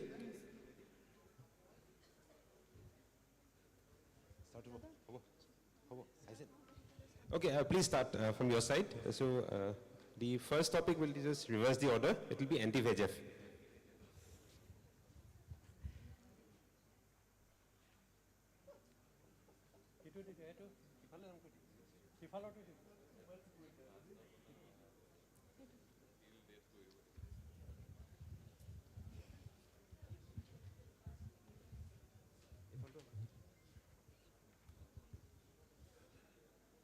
Start.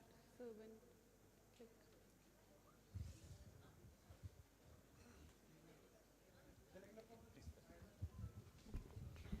Very good evening, everyone. I'm Dr. Twinkie Bhutia, a Vitreoretina Fellow from Sri Shankardeva Nethralaya.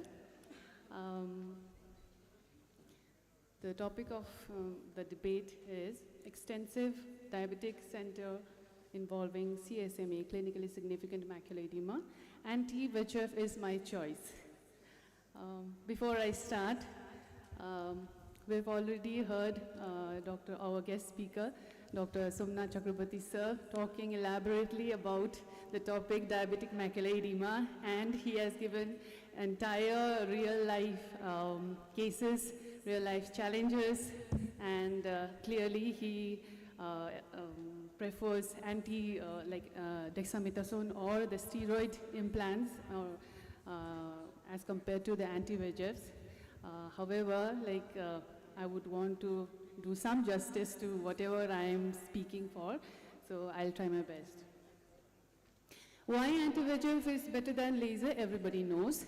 According to the studies, multiple studies which have been done in the past, that is the READ-2 study, RESTORE study, REVEAL study, Da Vinci study, VISTA and VIVID study, and the BOLD trial. I'll not go into the details, but basically it is to compare anti-VEGFs, and it has been clearly proven that anti-VEGF is better than the focal lasers. Now, why anti-VEGF is a better choice than steroids?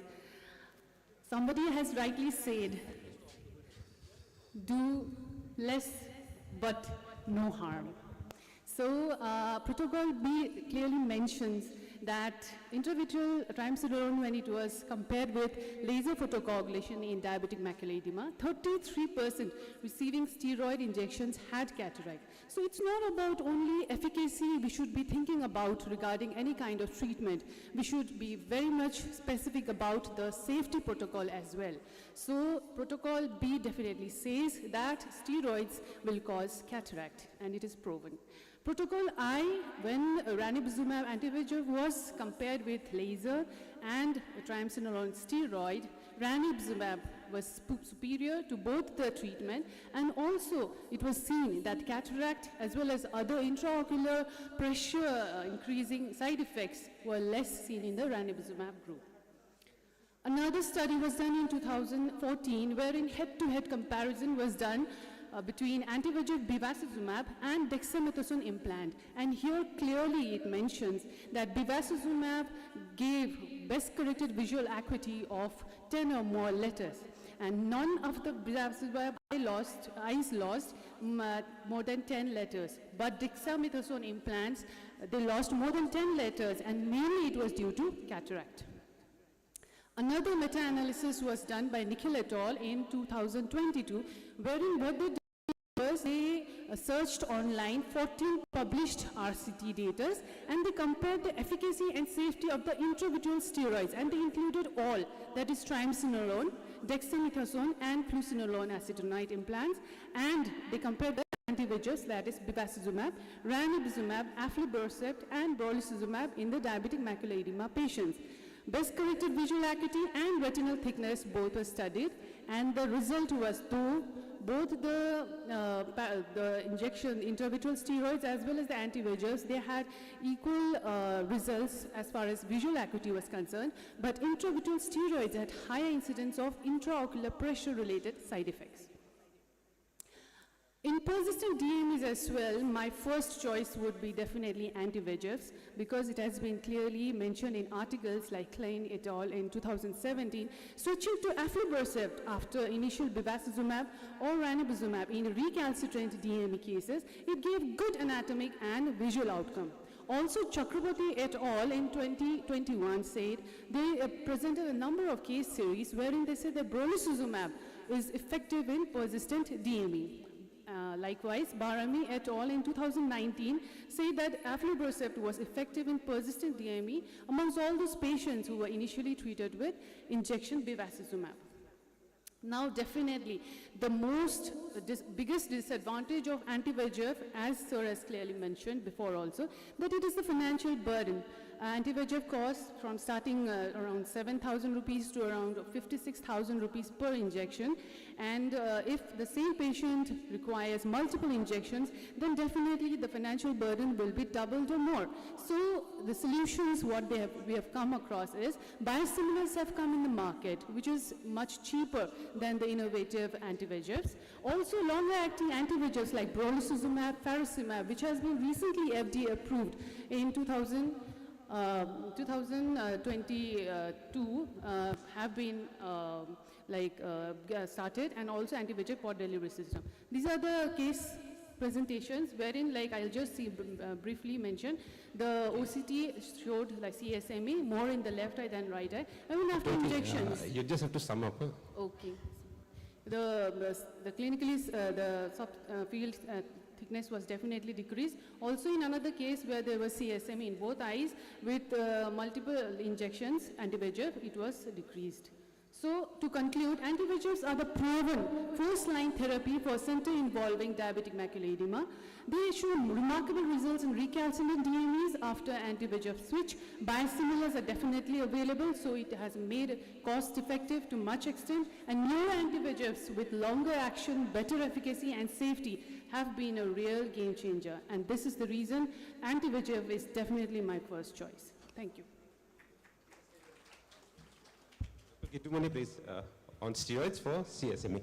Yes, but I would, on the contrary, would talk about steroids will be my first choice in extensive DME.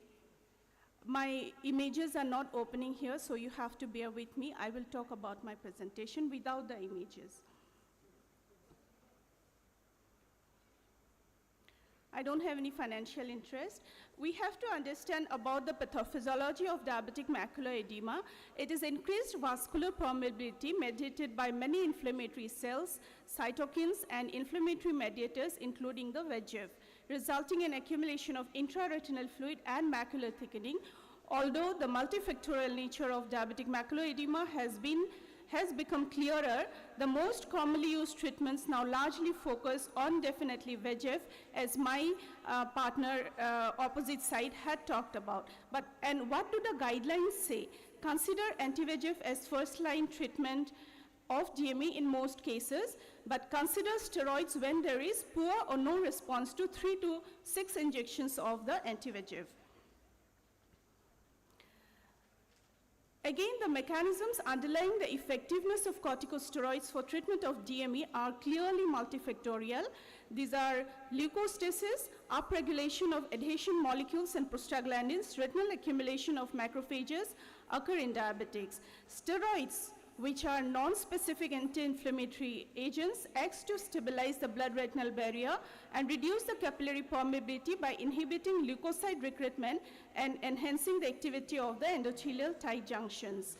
Corticosteroids also inhibit the action of and regulate expression of VEGF, that is important, thereby affecting vascular permeability and angiogenesis. They also affect a broad range of peptides involved in the inflammatory processes related to the DME. Now, why steroids as first line? Conventionally, only in pseudophakic eyes and patients having history of cardiovascular and cerebrovascular diseases and nephropathic, like patients who are on dialysis, post-vitrectomy patients, patients who are reluctant to receive frequent injections. Now, steroids as second line, why? Because of the side effects, which are a great concern. for cataract progression and glaucoma development, of course. Now, intravitreal steroids commonly used in treatment of DME are triamcinolone acetonide, which is used as off-label, dexamethasone implant, which is Ozurdex, and fluocinolone acetonide implant. So I will zero my presentation towards Ozurdex, which is most commonly used. And Dr. Chakravarti also in the keynote address had shown us about the advantages of giving Ozurdex in DME. Now, it's a biodegradable implant which uses the Novador drug delivery technology. Why Ozurdex? Because it's potent, its dose consistency, extended duration of action, and better safety profile. And why not Ozurdex is because of its shorter durability, and it is retained in the vitreous cavity, which might be a challenge in some situation, and it warrants more of cataracts and raised of IOP. But the real world versus RCT, what says? Meta-analysis of real world of anti-VEGF and Ozurdex show that visual acuity gains is greater with Ozurdex.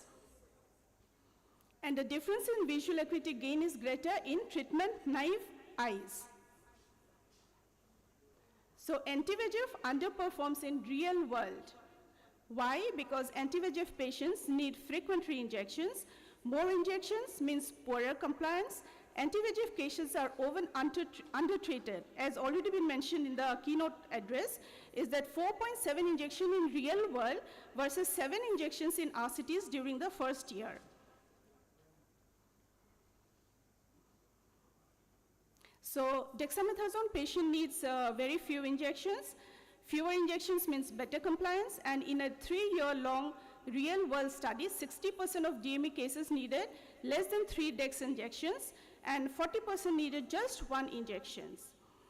Fewer injections means lesser cost. Over a period of 12 months, the cost of treating DME is 33% lower with Ozurdex compared to ranibizumab or aflibercept. So in this scenario, what I have learned and I am doing is steroids will be my first choice in extensive DME, and if the biomarkers of the OCT goes along with it, then it is definitely going to be my first choice. This is a case like right eye visual acuity was 6/36, left eye had a total cataract, and 1 month post-steroid, the OCT has become normal foveal contour, and the visual acuity improved to 6/6 and 6. And in the left eye also, after cataract surgery, hand movement to 6/24, and on 1 month of post-steroid treatment, it had come to 6/12. So I think the left eye will require some more injections also. So photograph is not coming. I'm sorry for the technical glitch. We can skip this. Okay. Yes. Thank you. Thank you so Thank you, Dr. much. Trinky and Dr. Gitumuni. May I invite the panelists? They are specialists in medical retina from teaching institutes. Please. It is wonderful to hear both of you. But here at this point, I will ask the house who is doing their medical retina, how many of you all will start with Ozurdex? Please raise your hand as the first line of treatment. Only one? Everyone, anyone else would like to start with the first line of treatment at Ozurdex? I think after listening to my lecture, I think everybody would like to. Then and I believe everybody will go for anti-VEGF, that Avastin and ranibizumab, aflibercept. How many? All of you all are trying to go for multiple shots of anti-VEGF, and then if it doesn't respond, you'll come to steroids. Is it the condition? But I will go with the guest speaker. I will first try to give an Ozurdex, then we go for the anti-VEGF if it is necessary. Now, this is something, of course, in medical colleges, it's not so easy because we don't have the supply. We have anti-VEGF, so most of us are giving the anti-VEGF. Now, Mitali, what about you? Irrespective of what we actually believe in, I like the way both of them have, put forward whatever was given to them as their first choice. I think as a debater, that is important, more than actually what we are going to do in real life. Congratulations to both of you. Thank you, ma'am. Thank you so much, Dr. Trinky and Dr. Gitumuni. We now move on to the next topic. It's glaucoma, an interesting topic. On a routine trabeculectomy, whether or not to use mitotics, Dr. Pranab and Dr. Shahinur.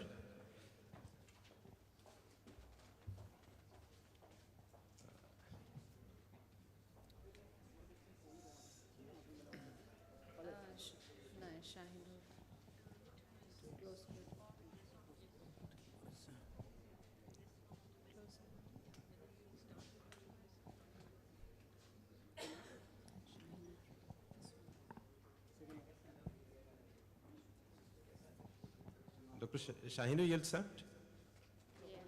Start? Yeah. Okay. Yeah.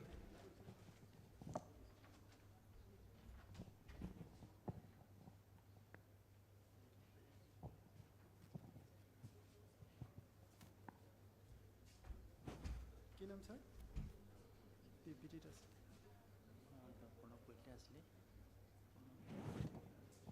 How to make it full screen? If you're ready, you can start. I want to make it full screen. It's not coming. Can you make it full screen?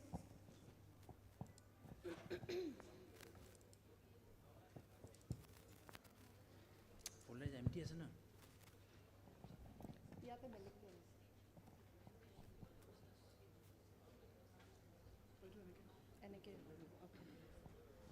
Good evening. I did my first trabeculectomy 15 years ago, and I did it with antimitotics or antimetabolites. Antimetabolites were introduced in trabeculectomy surgery more than 30 years ago, and it is now an established practice. So when I got this topic for debate, I actually had to search the internet to see the outcome of trabeculectomy without antimetabolites. And I came across this study, which was published in Medical Journal, and it said, trabeculectomy without antimitotics can lower intraocular pressure, but not low enough to reduce or to prevent the progression of visual field loss. Now, we do trabeculectomy only when we feel that with medications, the disease is progressing and we want to minimize the progression. So, antimitotics do have a role. In trabeculectomy, we create a bleb which is due to the accumulation of subconjunctival aqueous. Blebs fail because of scarring in the subconjunctival tissue and also the scleral flap fibrosis. So there have been various attempts at regulating this wound healing, and antimetabolites like 5-FU and MMC or mitomycin C have been found to be very effective. Among the two, mitomycin has been preferred over 5-FU because of its better efficacy. Of course, the initial experiences with mitomycin C has been stormy. There have been a number of thin avascular blebs, bleb leaks, and also bleb infection. Then came the Moorfield Safer Surgery System. It recommended certain features which were based on basic science and clinical research as to how to make trabeculectomy with antimetabolites safer. So among them, they have recommended the use of antimetabolites to be applied over a large area so that the of scar does not make bleb thin. Of course, mitomycin C has its safety issues, like it increases the chances of bleb leak, infection, and hypertony, but it is recommended that if applied at concentrations of 0.2 to 0.4 milligrams, Scleral buckle with subretinal fluid drainage technique, it's an art. This algorithm shows mostly scleral buckle is the first line of treatment.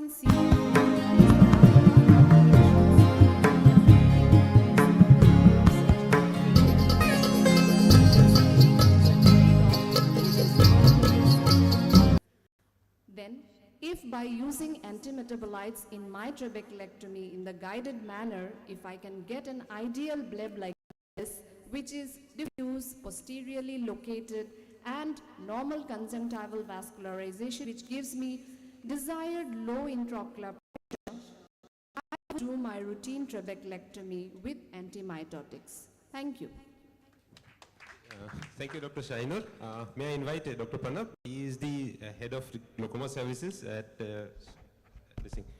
Chandraprabha Eye Hospital. He will be speaking without mitomycin C. Yeah. If someone asks me, how would you go with trabeculectomy, then I will say that I would do trabeculectomy without antimetabolite, or commonly I would say without mitomycin C. Now why so? Let's see.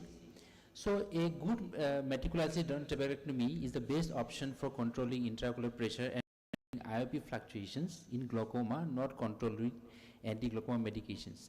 The operative success is determined by the duration of anti-glaucoma medication use and the post-operative wound healing.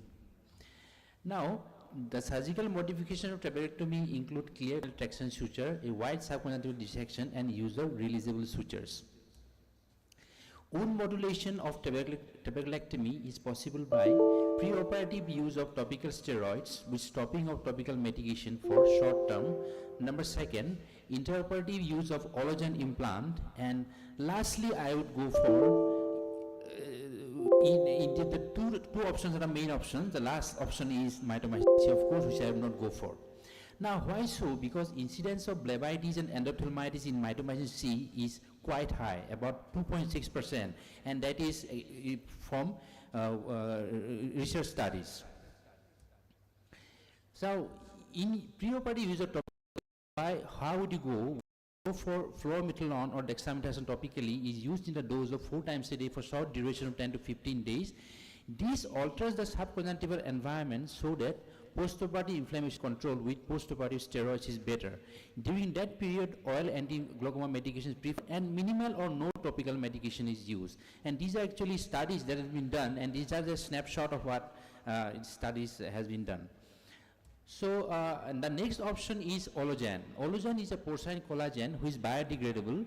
It is a sieve-like mesh rock which promotes orderly fibrosis through the pores. Upon its degradation, only sieve-like fibrosis remains, which allows filtration and bleb formation. Success rate is comparable to mitomycin C in research studies. This is just this is one study I'm just quoting in the slide. Now this is C, you compare two. On the left hand side you see nice diffuse blebs which will survive a long time without any complication. And the right side you can see these blebs, these are necrotic blebs. See, the blebitis is there and endophthalmitis is there, which is quite evident that is due to mitomycin C. So the mitomycin C the disadvantages are leaking blebitis, endophthalmitis, and there's a risk of triazotogenicity in pregnant women. We don't use it in pregnant women. So nowadays, with so many potent anti-glaucoma topical medications are available, even if trabeculectomy doesn't work, we augment them with anti-glaucoma medications so that the IOP control is good and the patient's vision is sustained, and that is called qualified success. So we don't go for something that puts the eyesight and the eye of a patient in danger. Thank you.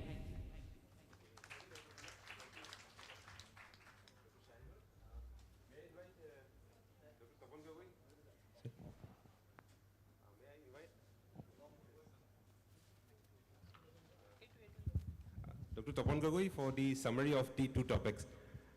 I congratulate both of you for delivering a nice topic so that everyone is motivated to the mitomycin side and somebody is not going to this mitomycin side. But the point is that we should decide this on the surgeon side and on the patient side. The surgeon which are comfortable without mitomycin C, he can go with that. And we have to consider the patient also, because those who are having thick sclera and suppose she has shown a negroes, so they are having thick sclera. So in that case, we have to use mitomycin C. So my view is that, so we should judge the patient on their basis, so that which one is best for them, we can select like that. So thank you. Thank you, sir. Thank you, Dr. Pranab. Thank you, Dr. Shahinur. I think the judicious amount of use, that is also very important. Sometimes overuse, not washing the mitomycin C in properly, that might incur some other problems also associated. Okay, we now move on to the next topic. It's an interesting one on diagnosing dry eye disease, whether clinical tests suffice, and Dr. Nilakshi will speak on that, and Dr. Dipanjan will counter with investigations.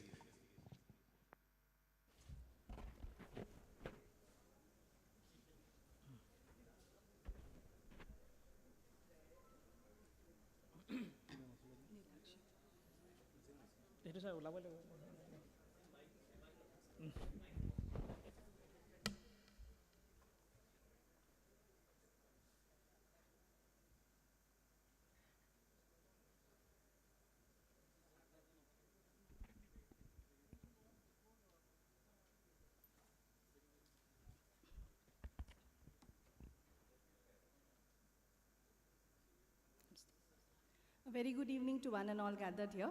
So I'll be speaking on how to diagnose a case of dry eye clinically without very expensive tools in our OPD. I have no financial interest to disclose. Now, why are we speaking about dry eye? Is it that important? Yes, of course, because we know that dry eye conditions, cases are increasing, and prevalence, studies about the prevalence in the Indian scenario is as high as 40%. Now, this slide shows some of the very important key factors like hyperosmolarity, apoptosis, inflammation, and tear film instability, and they work together to finally cause damage to the ocular surface. The most complex thing in the evaluation and management of these patients, probably the diagnosis, and DUES 2 has given us a diagnostic algorithm which includes 6 tasks starting from the triaging questions to the management. And in this presentation, I will be focusing on task 3, that is symptomatology, and task 4, that is the diagnostic test. Symptoms can be evaluated by various validated questionnaires. There are multiple of them, but the one that is recommended by the DUES is the OSDI questionnaire and the EQ5 questionnaire. Now, the question is, why do we need these questionnaires? Because we need to highlight the subjective part associated with the condition. Because it's an established fact that the symptom severity does not always equate to the clinical signs, and there are a lot of patients who shows a discrepancy in their signs and symptoms. So if we look only into the signs, forgetting about the symptoms, we're probably going to miss a huge number of patients of dry eye which comes to our clinic. Coming to the diagnostic tools, we have n number of tools that are available in the market that helps us to categorize these patients. Again, the question arises, do we need all of them? Probably no, and yes, we need a couple of them, and we need to use them very judiciously. One of the key triggering factor in dry eye pathogenesis is the tear film instability, and we can measure them by doing a the breakup time. Now, DUES has recommended the non-invasive breakup time, but in clinical practice, we usually do the fluorescent breakup time because it is easy, simple, and it's cost-effective, and anybody can do it. And it also gives us an idea about the breakup pattern, a concept which was developed by the Asia Cornea Society of Japan. So depending on the breakup pattern also, we can get an idea about the etiology of dry eye. For example, if it's an area break or a line break, it could be related to the aqueous deficient kind of dry eye. If it's a spot break or a dimple break, it could be because of the decreased wettability. And if it's a random break, this could be because of increased evaporation. One of the key, the hallmark of dry eye disease is hyperosmolarity, and we can measure it by doing an osmometry. Initially, it was thought to be a game changer, but later on when data were analyzed, it was found that there was a lot amount of crossover between normal values and dry eye values. This means a normal person can show a high osmometry, and a dry eye patient can also show a low osmometry. And this variability increases as the severity of dry eye increases. Moreover, it's a very expensive tool.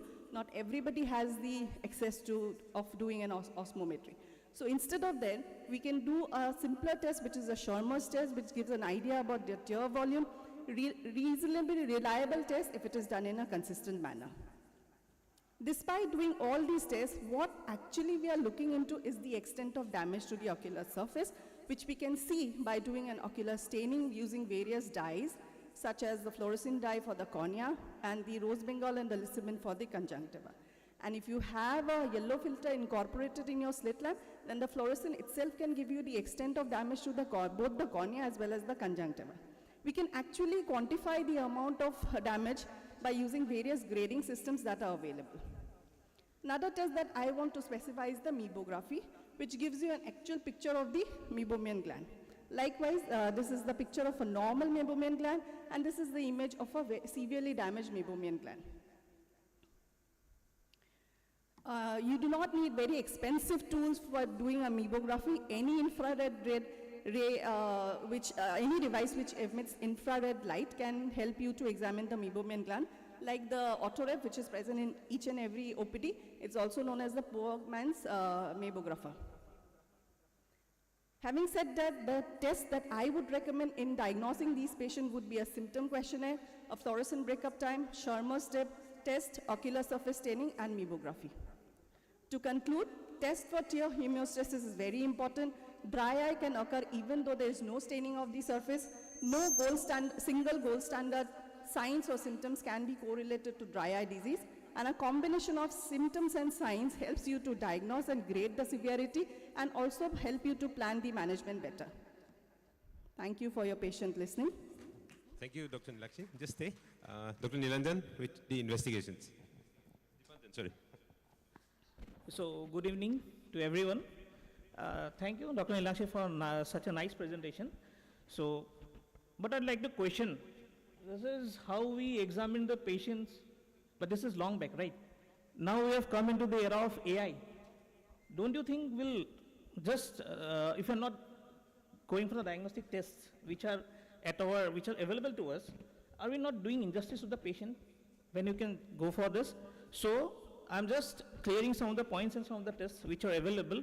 And as you say, poor man's meibography, I actually disagree with that, because when you prescribe such high expensive drugs to the patient for dry eye, they come back to you, they'll be using it for a long period of time. Don't you think that also counts if you are not diagnosing the patient properly? So the question arises, this is a patient who has come to you. I'm not sure whether it is dry eye with this allergy or this is infection. So what I thought, it might be allergy and I prescribed some steroids. It might be infection and I gave him some oxifloxacin or ciprofloxacin. So they will do more harm than just curing the patient from dry eye. You just had a long list of questions in the questionnaires which most of our patients doesn't really go through, or because some of this, what happens is some of the symptoms are overlapping. So what I think is, because these conditions are easily to identify, but they mimic one another. So now for a dry eye examination, we have the focus history, as you mentioned very nicely. Speed test, we have osmolality test. We have tests which can inflammatory markers. We have the lipid layer thickness, the blink rate, the meibomian gland dropout, blockage, expression, tear film breakup time, meniscus, and the conjunctival and the corneal staining. So one of the most important investigations which should be done to the patient is looking for the tear meniscus height.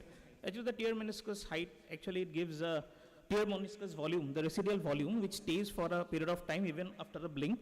So we have machines at our disposal, like the Oculus keratograph and also the Canjua dry eye analyzer, which can give, even after a blink, the normal level of the tear film meniscus height. This is the strip meniscometry, which is somewhat similar to the Schirmer's test, but it is reproducible and more sustainable to the patients. It is a thin strip, and the procedure is same as the Schirmer's test. So, but it is a bit expensive, so it is not done routinely. Now coming to the gold standard, which I would say is the tear film osmolarity test. So the tear film osmolarity, actually it gives it shows you the balance between the formation, the evaporation, the drainage of the tears. So nowadays we have two machines which are at our disposal, is the tear lab osmometer and the iPen osmolarity test. So this is just like any other machines, a rebound tonometer and all. It is not that expensive, to be very honest. And nowadays it is considered to be one of the most accurate for dry eye diagnosis. And the thing is, along with the diagnosis, you can also classify dry eye with the osmolator or the bone, the iPen test as all. So these are some simple strips. These are the tear inflammatory factors, like one is the infradry, which tests for the matrix metalloprotein, and one is the tear scan, which tests the lactoferrin diagnostic test. This is done actually, we believe the inflammation also plays a role for the dry eye, and nowadays, so some of us just give steroids without. So if you do this test, you can just know whether the markers are high or not, and be sure whether we want to give steroids or not. So as easy as that. Another thing is the tear film thickness. So by the tear film thickness, we generally look for the lipid layer, because the 85 to 86% of the cases of dry eye are due to the MGD, that is the meibomian gland dysfunction. So with this machine, the LipiView, which takes into account the interferometry as an infrared pattern, so we can just measure the tear film thickness, the ratio even after a blink, and we have a series of measurements, as you can see in this photograph. So it gives a graph. So over a period of time, what is the tear film thickness or the lipid layer thickness in a patient after a series of blinking. And one most important thing is the meibomian gland infrared meibography. So as I already mentioned, like MGD is one of the most important causes of dry eye. So we have to be very sure whether it is due to MGD or not. Sometimes, as you said, yes, we can use the refractometer at times, but sometimes you're not sure whether some patients might have some other diseases also, where the meibomian gland may show some problems during the infrared testing. So we have better machines at our disposal, like the LipiView 2 or the dynamic meibomian imager, that is the LipiScan, and also the ocular keratograph. So all these machines, they get a very, we can get whether the meibomian gland dysfunction, and we can even categorize the MGD, whether it is severe, whether it is mild, or it is just moderate. Now we have another machine which this is known as a dry eye analyzer, and it takes into account the tear meniscus height, the non-invasive breakup time, the tear film thickness, the infrared photography, and the conjunctival hyperemia as well. And at last, they give us whether the patient has a dry eye, mild, moderate, or severe. So you just need to do this test, which have these things at our disposal. So as you said, the global prevalence is 1 in 4 patients, they have these problems, and the incidence is increasing day by day. So I hate to say, but our ophthalmology is becoming industry driven, right? So if we have these machines at our disposal, use it to diagnose dry eye correctly, give a proper treatment to the patient, because we know this dry eye can be a nuisance to one and all. Thank you so much for your patient hearing. Thank you, Dr. Dipanjan. There is no counter, but 1 minute. May I invite Dr. Swaraj Bhattacharya for his comments? I think Dr. Nilakshi and Dr. Dipanjan, they have their own voice been very much correct, but in different scenario, wherever you are in a medical college with a lot of instrumentation, in the coming future we hope to have a bright academic in our coming days. We feel that more and more instruments will be in our hand, and with that we can diagnose. But the basic part, I think we should have some clinical knowledge in depth, so that we can diagnose a case to be of dry eye. Then we'll go with the machines. Definitely, if we have the machines, definitely we'll have more confidence in selecting the medicine so that the patients will be better. So I think both the mix and match is very much important in the coming days, so that we can have a very good diagnosis. For the academic part, definitely the instruments will help us to know the root cause, different angles we can find it out. But ultimately, the treatment we need, we have got our limitation. So I think with this basic conception, we can go ahead. And I think both of us, both of you, motivation is very important, and they need arrangement together which can help the patient in a better way. Yes, sir. Thank you so Sir, much. Any other comment? Sir, I would like to answer to the question that he has raised. So regarding the test that you have this thing, whenever we are going for any kind of test, there are certain points that we need to understand. First of all, whether the diagnosis actually helping us in the diagnosis, whether it's helping us in the classification, whether it's an aqueous type of deficiency or the evaporative kind of dryness, whether it is repeatable, whether it has good sensitivity, and whether it has a good value for money. Just I said, the osmolarity, which you said is the gold standard, there have been many papers which shows that the osmolarity values are not reliable, and it is not repeatable also. In such a scenario, and when we have financial constraint, And moreover, most of the dry eye patients which comes to our clinic, only a handful of them are, they belong to an elite group. Most of them are poor people, and we have to use our clinical judgment in treating them, because as you said, it's a long-going process, and we cannot keep on investigating them every time they come, because they have to spend their money on the drugs also. Yes. Yeah. Yes, I just like to, as you said, but that's definitely true. The clinical, actually both go hand in hand, sir. Right. But sometimes what happens is a patient comes to us that the doctor said, I have dry eye, but I'm crying all the time. So what is the reason? That could be dealt with so proper counseling of the patients. Yeah, but why it is happening? The thing is, you see, nowadays everyone wants documentation, right? If you have something in the retina, if you have in the cornea, go for OSA, then why not for dry eye? Why to just believe on clinical diagnosis, like I have diagnosed clinical? No, but then we should not be machine dependent also, I guess. But we are becoming, that's why I said I hate to say, but our ophthalmology is becoming industry driven, right? Thank you so much for your patient here. Thank you for your patient here. We now come to the last topic. It's an important phase that all of us.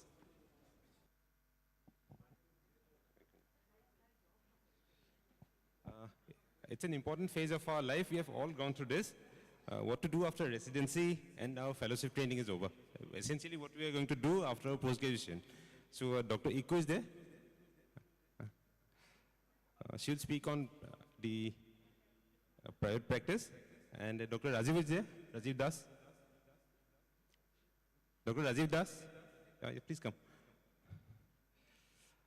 He will speak on working in a medical college and building your career.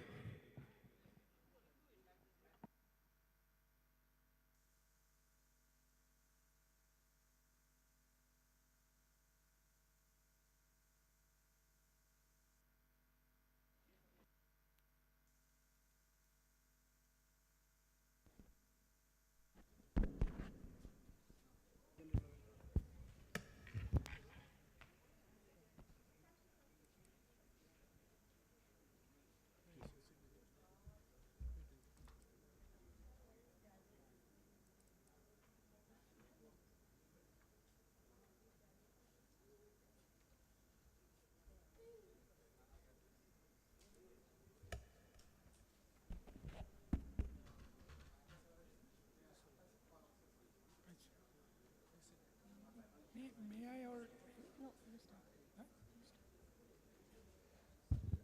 We've just decided that at the end of this last topic, the debate, we'll invite a few questions from the audience, and the panelists will be happy to answer. Thank you.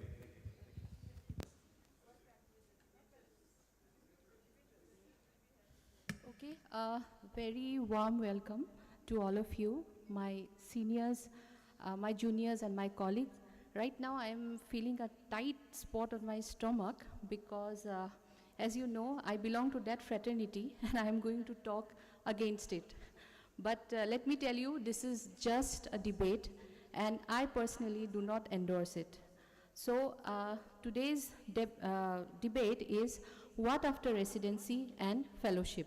So I am for private practice, the way to go. So before going into the pros, let's talk about the hindrance towards setting up your own private clinic or practice. See, it takes time to establish practice. There's huge investment and loans. Dealing with medical legal cases are definitely more difficult in private setup than in a government setup, because in government setup you get that umbrella which is missing in private. Then also you need all this NABH accreditation, and you may not have a stable income for a very long time. But then you are your boss. Today you don't want any appointments, you can shift it to a different time. You can prepone your surgeries, postpone your surgeries. You can do it in the morning hours, in the afternoon hours, so you have that flexibility. And you won't get that flexibility in a government setup and also in a private setup where you are in an institution. So you will have to go according to the system of hierarchy, according to the system of protocol that is there. So if you are going solo, private practice, then you are your boss, definitely. Then you have an access to cutting edge technology. Today you have done a fellowship in a particular subspecialty. You have learned the latest technique of a latest technique with the latest gadget. But in a government setup, there will be definitely reservations, restrictions, delay in procuring this equipment. So as a result, you cannot maximize your skill. But in a private setup, you can go ahead. Although maybe you need to purchase it, and as Dipanjan has already said now, ophthalmology is more of machine dependent and we can't help it. This is a gadget oriented subject. So definitely for cutting edge technology, private setup is definitely more better. Do I even need to talk about this? So when you start up, maybe you will go low, you have to pay your employee the electricity bill and many other things, you may be going through loss. But later on, once you pick up, then sky is the limit. But in a government setup, you definitely have a mediocre salary, a fixed salary. So if money is your primary goal, then definitely you should opt for private. You can balance professional and personal life. Why? Because you'll be staying in the same place. There is no such thing as transfer. Today you are here, tomorrow you'll go to a different city or a different town, away from your family. So you cannot expect to take your whole family there. Your spouse is working in a different setup, so you cannot expect to take your whole home to a different setup. And it's not time bound also, like I'll be there for 3 years, 4 years, it's not like that. Again, maybe in another 9 months, you may come back to a different city. So how will you balance your professional and personal life? You will have to miss engagements, you will have to miss social, invitations. So there's a lot of problem in government service, especially to maintain your family life. Now, establishing yourself. Now remember, to establish yourself, you have to be in the same spot for a long time. If your practice base keeps shifting every few years or every few months, then you'll not be able to build up that practice that you want to be. And if teaching is not your cup of tea, you don't want to teach undergrads, you don't want to teach postgraduates, taking classes for optometry students, taking classes for BSc nursing, you don't want to be a part of any committee, medical board, RBSK, hostel warden, you don't want to be a hostel super. So thing is, you are doing all allied work. Okay, you have to do a lot of multitasking in a government setup. In private, you just want to do your surgeries, you just want to do OPD. So you are the one who will decide what you want. So in this picture, it looks very lucrative. There is a luxury liner and it is sailing in a very grand manner. And on the other side, you have a boat which is chained. So let me say that the first slide, that ship, is the private. And this is the boat, it's the government service. You have that chain, okay? So, but one thing I would like to tell, that chain is also your umbrella. And that ship that is sailing there, now I am for Rajivda, that the ship that is sailing there during recession or during COVID or any other disaster, it may sink like the Titanic, okay? So, yeah, to each his own. You will decide your priority, your goal, and what do you mean by success. Your idea of success may not be my idea. So ultimately the take-home message is, don't be afraid of hard work and try to acquire as many skills in your armamentarium so that in whichever field you are, in whichever domain you are, you will thrive. Thank you. Thank you, Dr. Iku, for a very entertaining and very engaging talk. Just be there for a while. Rajiv, you have a difficult task. See, if I lose, I still win. Honorable judges and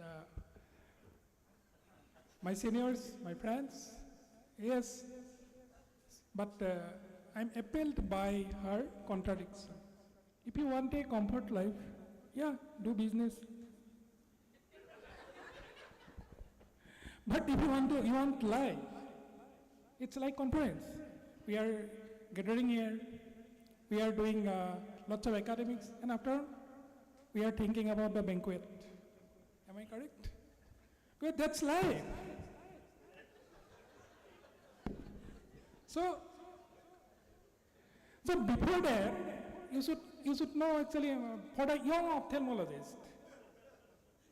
Because I don't want to mention my salary, but in this podium, the topmost government ophthalmologist, the salary is 40 lakhs per annum.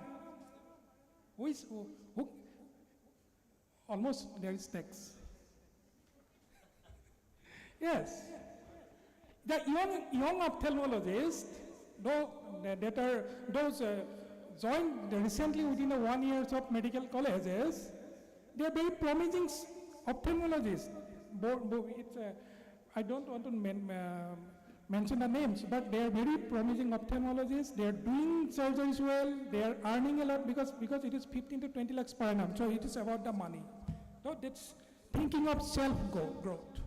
Second, family is 8 to 8 or whether 8 to 2. Decide yourself.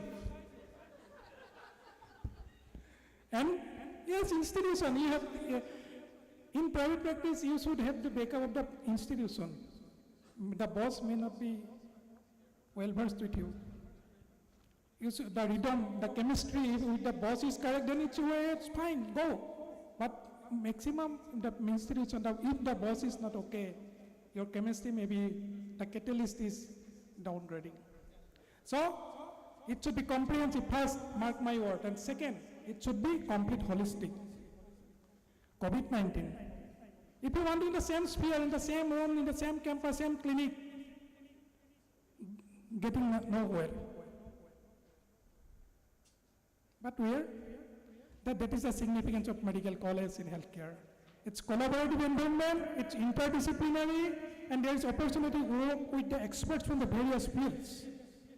From someone from the cardiology, someone from the gynae, someone from the plastic surgery. If you want to do a ROP screening yourself, then you have to call the neonatologist. But in a medical college, we have abundant opportunity. We used to screen, definitely, we are not the expert guy. But we are used to screen ROP. We used to screen the uveitis patient and send back to the rheumatology and vice versa. And the plastic surgery, we are used to do all the eyelid carcinomas and the fracture cases, orbital floor repair cases. We used to do it. And emergency medicine, we are well versed.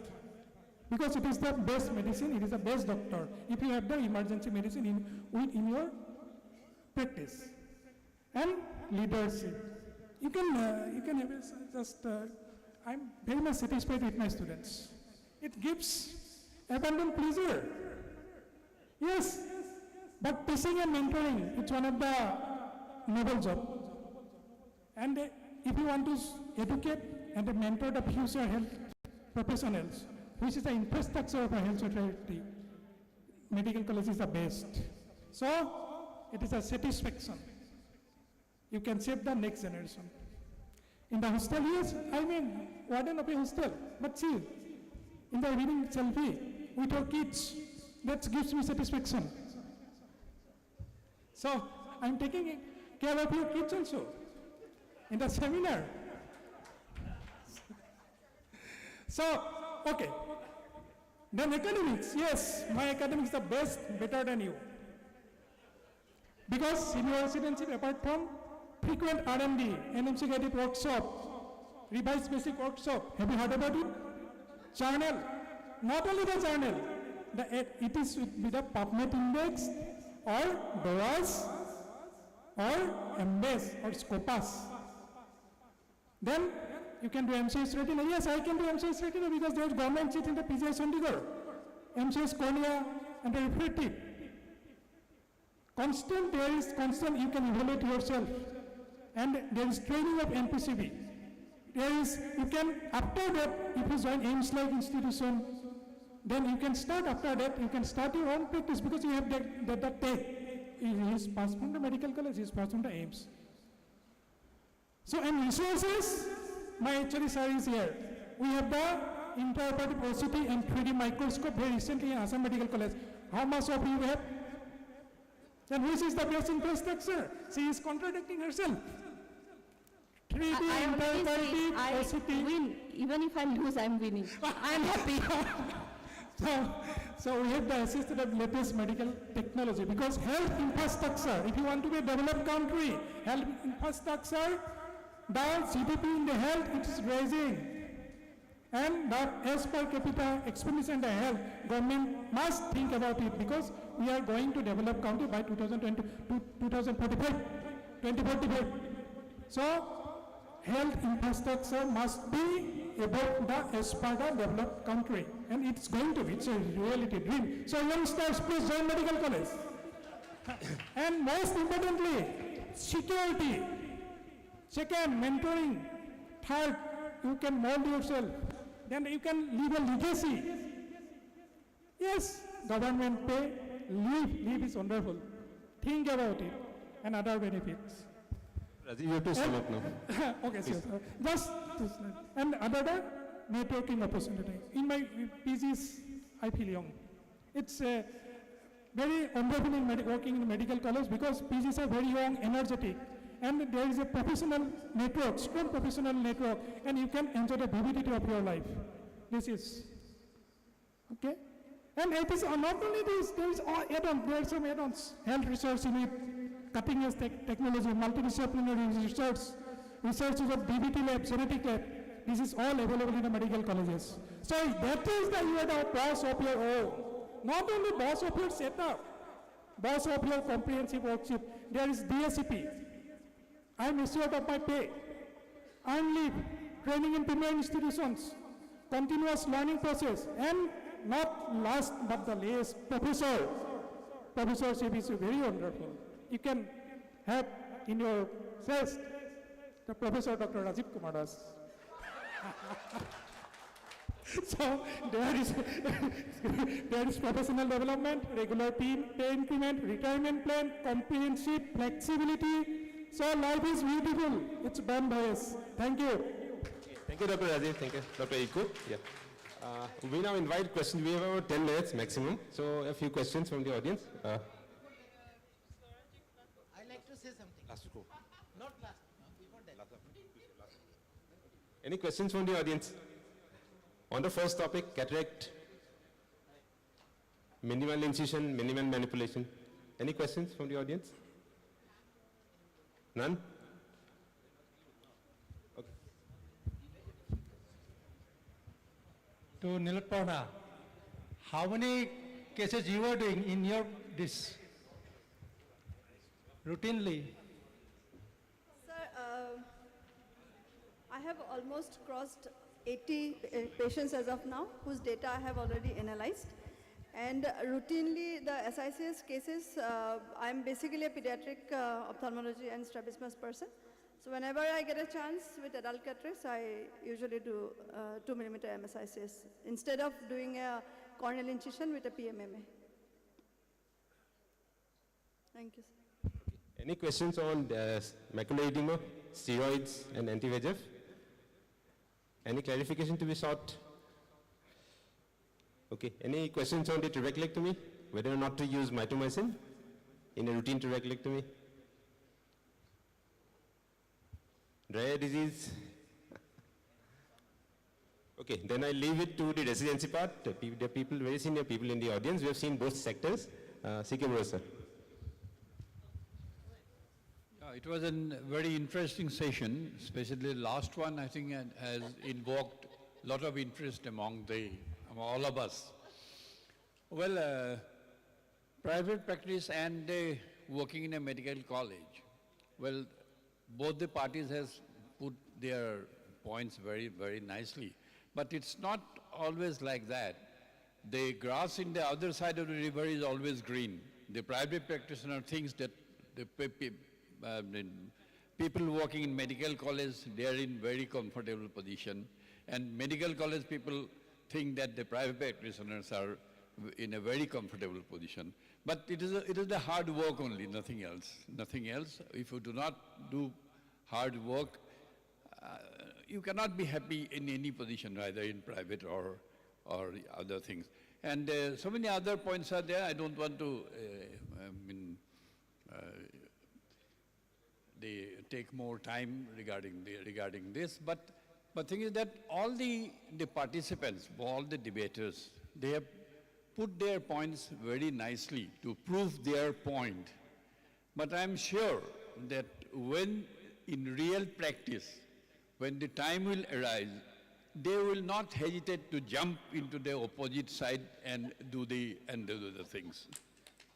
I think all the guests also will support me. Anyway, it was a very enjoyable event, and thank all the audience for their participation and their presence. Thank you, Madhu. Thank you. On behalf of the organizing committee, Dr. Jumur, I would like to present a token of appreciation to our panelists. Yeah, Dr. Suraj Bhattacharya, please. He is from Tinsukia. Dr. Tapan Gogoi from Assam Medical College. Professor C.K. Burasa, retired from RIO. Yeah. Dr. Surya Das and Dr. Mamuni Burwa. Mitali Burwa. Sorry, very sorry. Dr. Mitali Burwa. Sorry.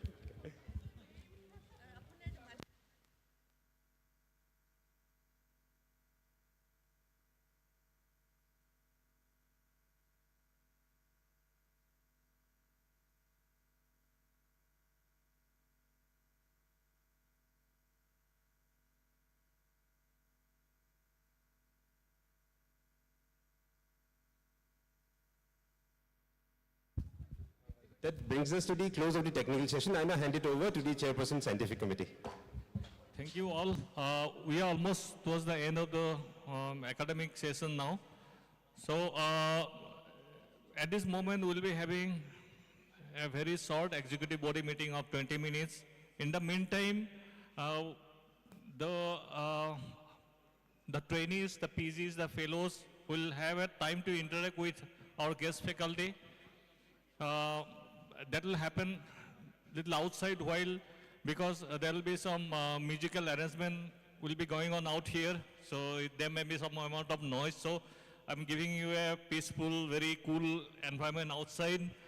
So you can have an interaction with the guest faculty. In the meantime, we will have a quick executive body meeting followed by the cocktail dinner and the dinner. And there will be a very short preliminary round of quiz tomorrow at 9:45 a.m. So those who are going to participate in that, be ready for the preliminary round. It will be a very short 5 minutes round. 5 minutes only will be required. So tomorrow we'll start sharp at 8:15 a.m.